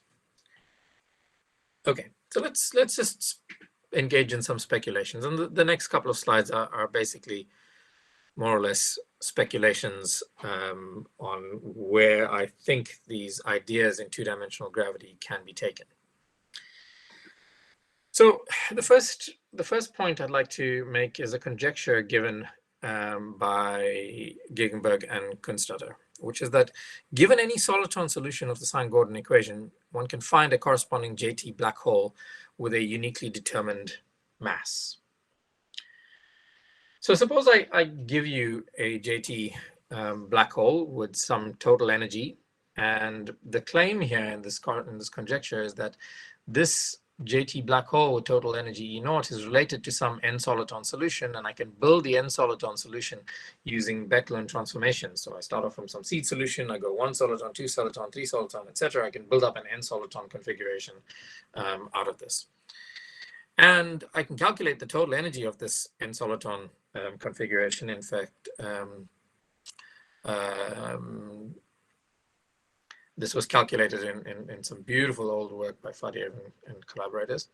And the total energy comes out to be in a particular set of units, the sum over I equals 1 to n of the square root of 64 over beta squared, where beta is the coupling constant in the Sine-Gordon equation. And the pi is the canonical momentum of the ith soliton that goes into making up this n-soliton configuration. So if I set the pi equal to 0 and I turn off all the momentum, then I get a rest energy for the solution, which goes like n over beta. But these n-soliton solutions are not just n1 soliton solutions. I basically build an n-soliton configuration by making a bound state of n1 soliton configurations. And the reason why I have an n-soliton configuration as opposed to n1 soliton configurations is because there's a total lower energy for the n-soliton configuration. So the bound state has a lower energy, and therefore it binds these n-solitons into one soliton, carrying topological charge n. But there's actually a degeneracy in the number of ways I can build such an n-soliton configuration. And this degeneracy basically is the partition of n, which Hardy and Ramanujan told us for n large, the number of ways I can build such a configuration goes like e to the pi times the square root of 2n over 3. The entropy of the state, if I think of these n1 soliton solutions as the microstates that constitute this n-soliton solution, then the entropy of the state is given by the log of this partition of n, which up to factors of order unity goes like pi times the square root of n, which given that we identified the rest energy of this configuration with n over beta is pi times the square root of E0, which is what I get if I calculate the Bekenstein-Hawking entropy of the JT black hole. And so what I've given you here is some numerology arguments that might suggest a way of counting the black hole microstates of the JT black hole. Do I believe this argument? Not entirely. And partly it's because we've learned an enormous amount about gravity in the last few years that have to do with the fact that certain gravitational configurations appear as though they are arrived at by averaging over some ensemble of boundary theories. And I hope some of you will have caught Edward Witten's lecture yesterday, in which he discussed precisely which states in the gravity theory look like they should be coming from averaging and which states not.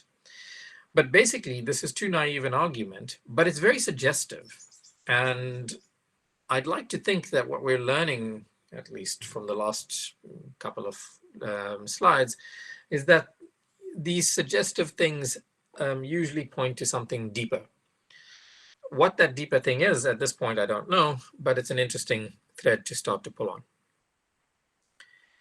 The second point I'd like to touch upon before summarizing is about the chaos properties of JT gravity. So in 2015, Alexei Kitaev, in a series of lectures given at the Kavli Institute for Theoretical Physics in Santa Barbara, made a rather remarkable conjecture, which has stood up to many probes in the last 6 years, I'd say.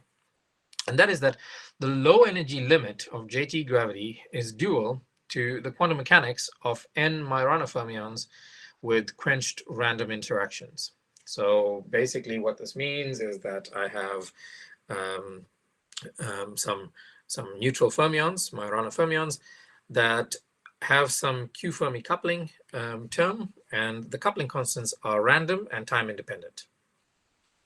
So this remarkable theory, the n Majorana fermions interacting with quenched random interactions, goes by the name of the Sachdev-Yi-Kitaev theory, or SYK model. And for those of you who have been following the high energy literature, you'll realize that the SYK model has really taken off with a vengeance in the high energy community because of its remarkable properties, including the fact that it's a solvable theory, that it's nearly conformally invariant, and that it has this dual that is a weakly coupled theory of gravity, or conjecture to be. So I would like to understand where this chaos comes in, because what I've pointed you to so far, at least, is that in a particular gauge, I can write the JT equations of motion, JT gravity, as an integrable theory. Question? Hello? No, I just wanted to remind you that your time is almost over. So excellent. I'm nearly done. So a key to this identification of the SYK model to JT gravity is the addition of a boundary term to the JT gravity action that I wrote down earlier, which is the Gibbons-Hawking term, which is the dilaton evaluated on the boundary. So here's the two-dimensional ADS space with some codimension 1 boundary curve. The dilaton evaluated at the boundary, multiplying the trace of the extrinsic curvature tensor. So the point here is that if I cut off this ADS2 space with some boundary dm along some trajectory t of u, z of u, then this extrinsic curvature becomes 1 plus, to leading order in epsilon, the Schwarzian derivative of t with respect to u. And this defines the Schwarzian action, which encodes the leading order corrections to the conformal limit, as well as the chaos properties of the theory. So how do we think about this in the Sine-Gordon gauge? Well, pure ADS2 maps to Sine-Gordon on the infinite line. This near or cutoff ADS2 maps the Sine-Gordon to a finite time-dependent line, which is generically non-integrable. In fact, not only is it non-integrable, but generically it's chaotic. So here's a picture of some trajectories, a la what you would see if you studied chaos in the Sinai billiard problem, for example. And here's a computation of the Lyapunov exponents for an ensemble of these trajectories. And what you see is that you get a non-vanishing Lyapunov, leading Lyapunov exponent, indicating that the theory is chaotic. So I'm going to conclude with some open questions. And the first is that the Schwarzian limit of JT gravity is not only chaotic, it's in fact maximally chaotic in the sense that it saturates this Mulder-Schenker-Stanford bound that's put on the Lyapunov exponent. And the question is, how should this be understood in the Sine-Gordon gauge with these Sine-Gordon solitons? because it's a classical theory, there's no reason to expect that there should be a bound. And yet, if it's related to these JT solutions, there must be some way of understanding it. The second one is that there are a set of solutions, wormholes, in fact, that have proven particularly useful in our understanding of black hole information in JT gravity. These wormholes would correspond to pseudo-spherical manifolds with boundary that are glued together on these boundaries. The question is, can we construct such a double trumpet type solution as, for example, a soliton bound state? And in which case, could we use the Sine-Gordon theory to get some insight on that? Could we use the Sine-Gordon theory to get some insight on the quantum Sine-Gordon? Could we get some insight on quantum JT gravity from the quantum version of the Sine-Gordon theory, which I said is related to, by duality, the massive Turing model? Okay, so let me stop there, and thank you for your attention. Thank you very much. It was a very nice talk. It's time for questions. So, members in the audience and or members in online mode.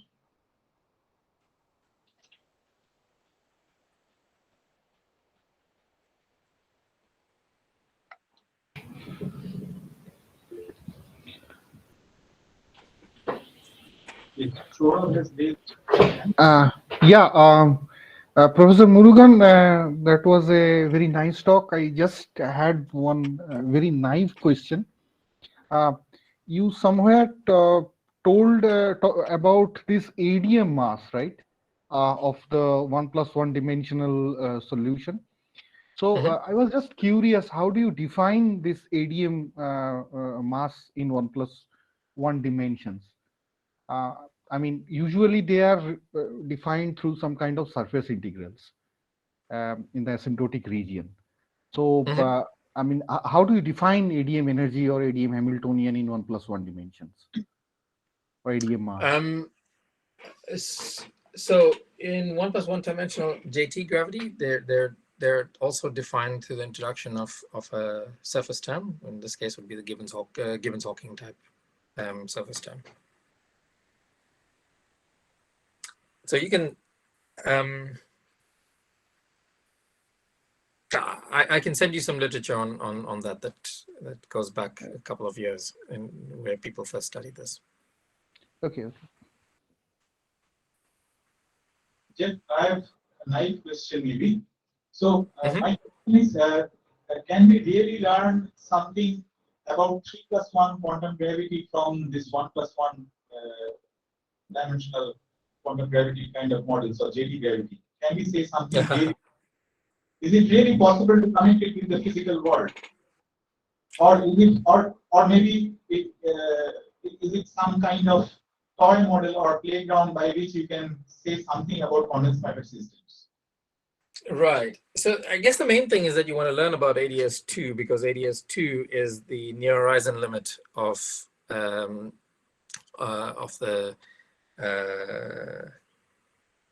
Kerr black hole, 4-dimensional, right? If you're saying that studying this ADS2, studying JT gravity, in 1+1 dimensions is going to give us some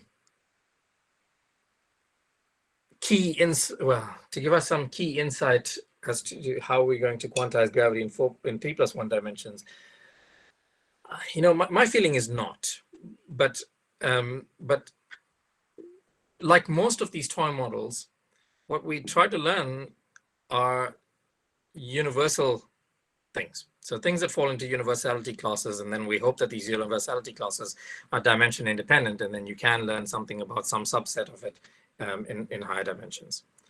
And I think that's largely the hope here. I'll confess that from my side, I'm not so much interested in the gravity picture, largely because I feel like what we're learning about 1+1 dimensions is really a very specific toy model. And the key thing about 3+1 versus 2+1 and lower is that gravity becomes dynamically trivial once you go to lower dimensions, once the Weyl curvature vanishes, right?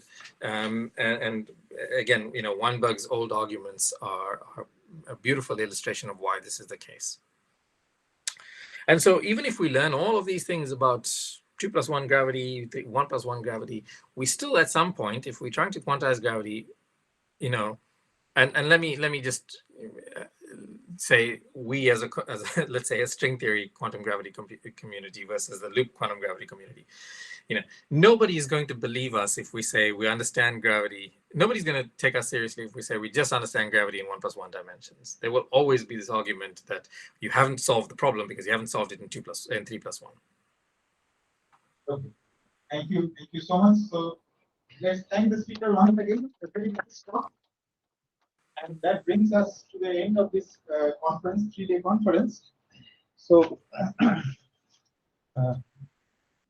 it's time for the vote of thanks. So let me start by thanking all the invited speakers and the speakers who have contributed. So it is a pleasure to have you all in this conference, for your support, for your contributions, and further for all the participants for attending this conference. So let's also thank them. And then I would like to thank my joint convener of this conference, Dr. Amitabh Lahiri, for suggestions, comments, and constant support in this endeavor. And then I would like to thank also the director of this institute, Professor Shahadar Gupta, for approval of the funds, without which this conference would not have been possible. And then I would like to thank my students who have actually helped me enormously. And I would like to specifically take the names of the students who have helped a lot. Shom Shen, Anirban Raichaudhuri, Ashish Saha, they have helped a lot in this endeavor, helping me with making the schedule and everything. So thanks to them. And last but not the least, the computer personnel, specifically Ms. Devlina Mukherjee, here, who have been here for the whole 3 days, supporting and looking at the talk schedules and everything. And also Mr. Sanjay Chaudhary, who has also helped us with the making. He is also the person, the computer personnel, who has helped us with making the website and making all the things, support things that are required to have a conference going on successfully. So thank you very much, and we hope that next time we can meet offline, and that would be a very nice experience. So for the time, thank you so much to all the participants, all the invited speakers, and that brings us to the end of this conference. Thank you.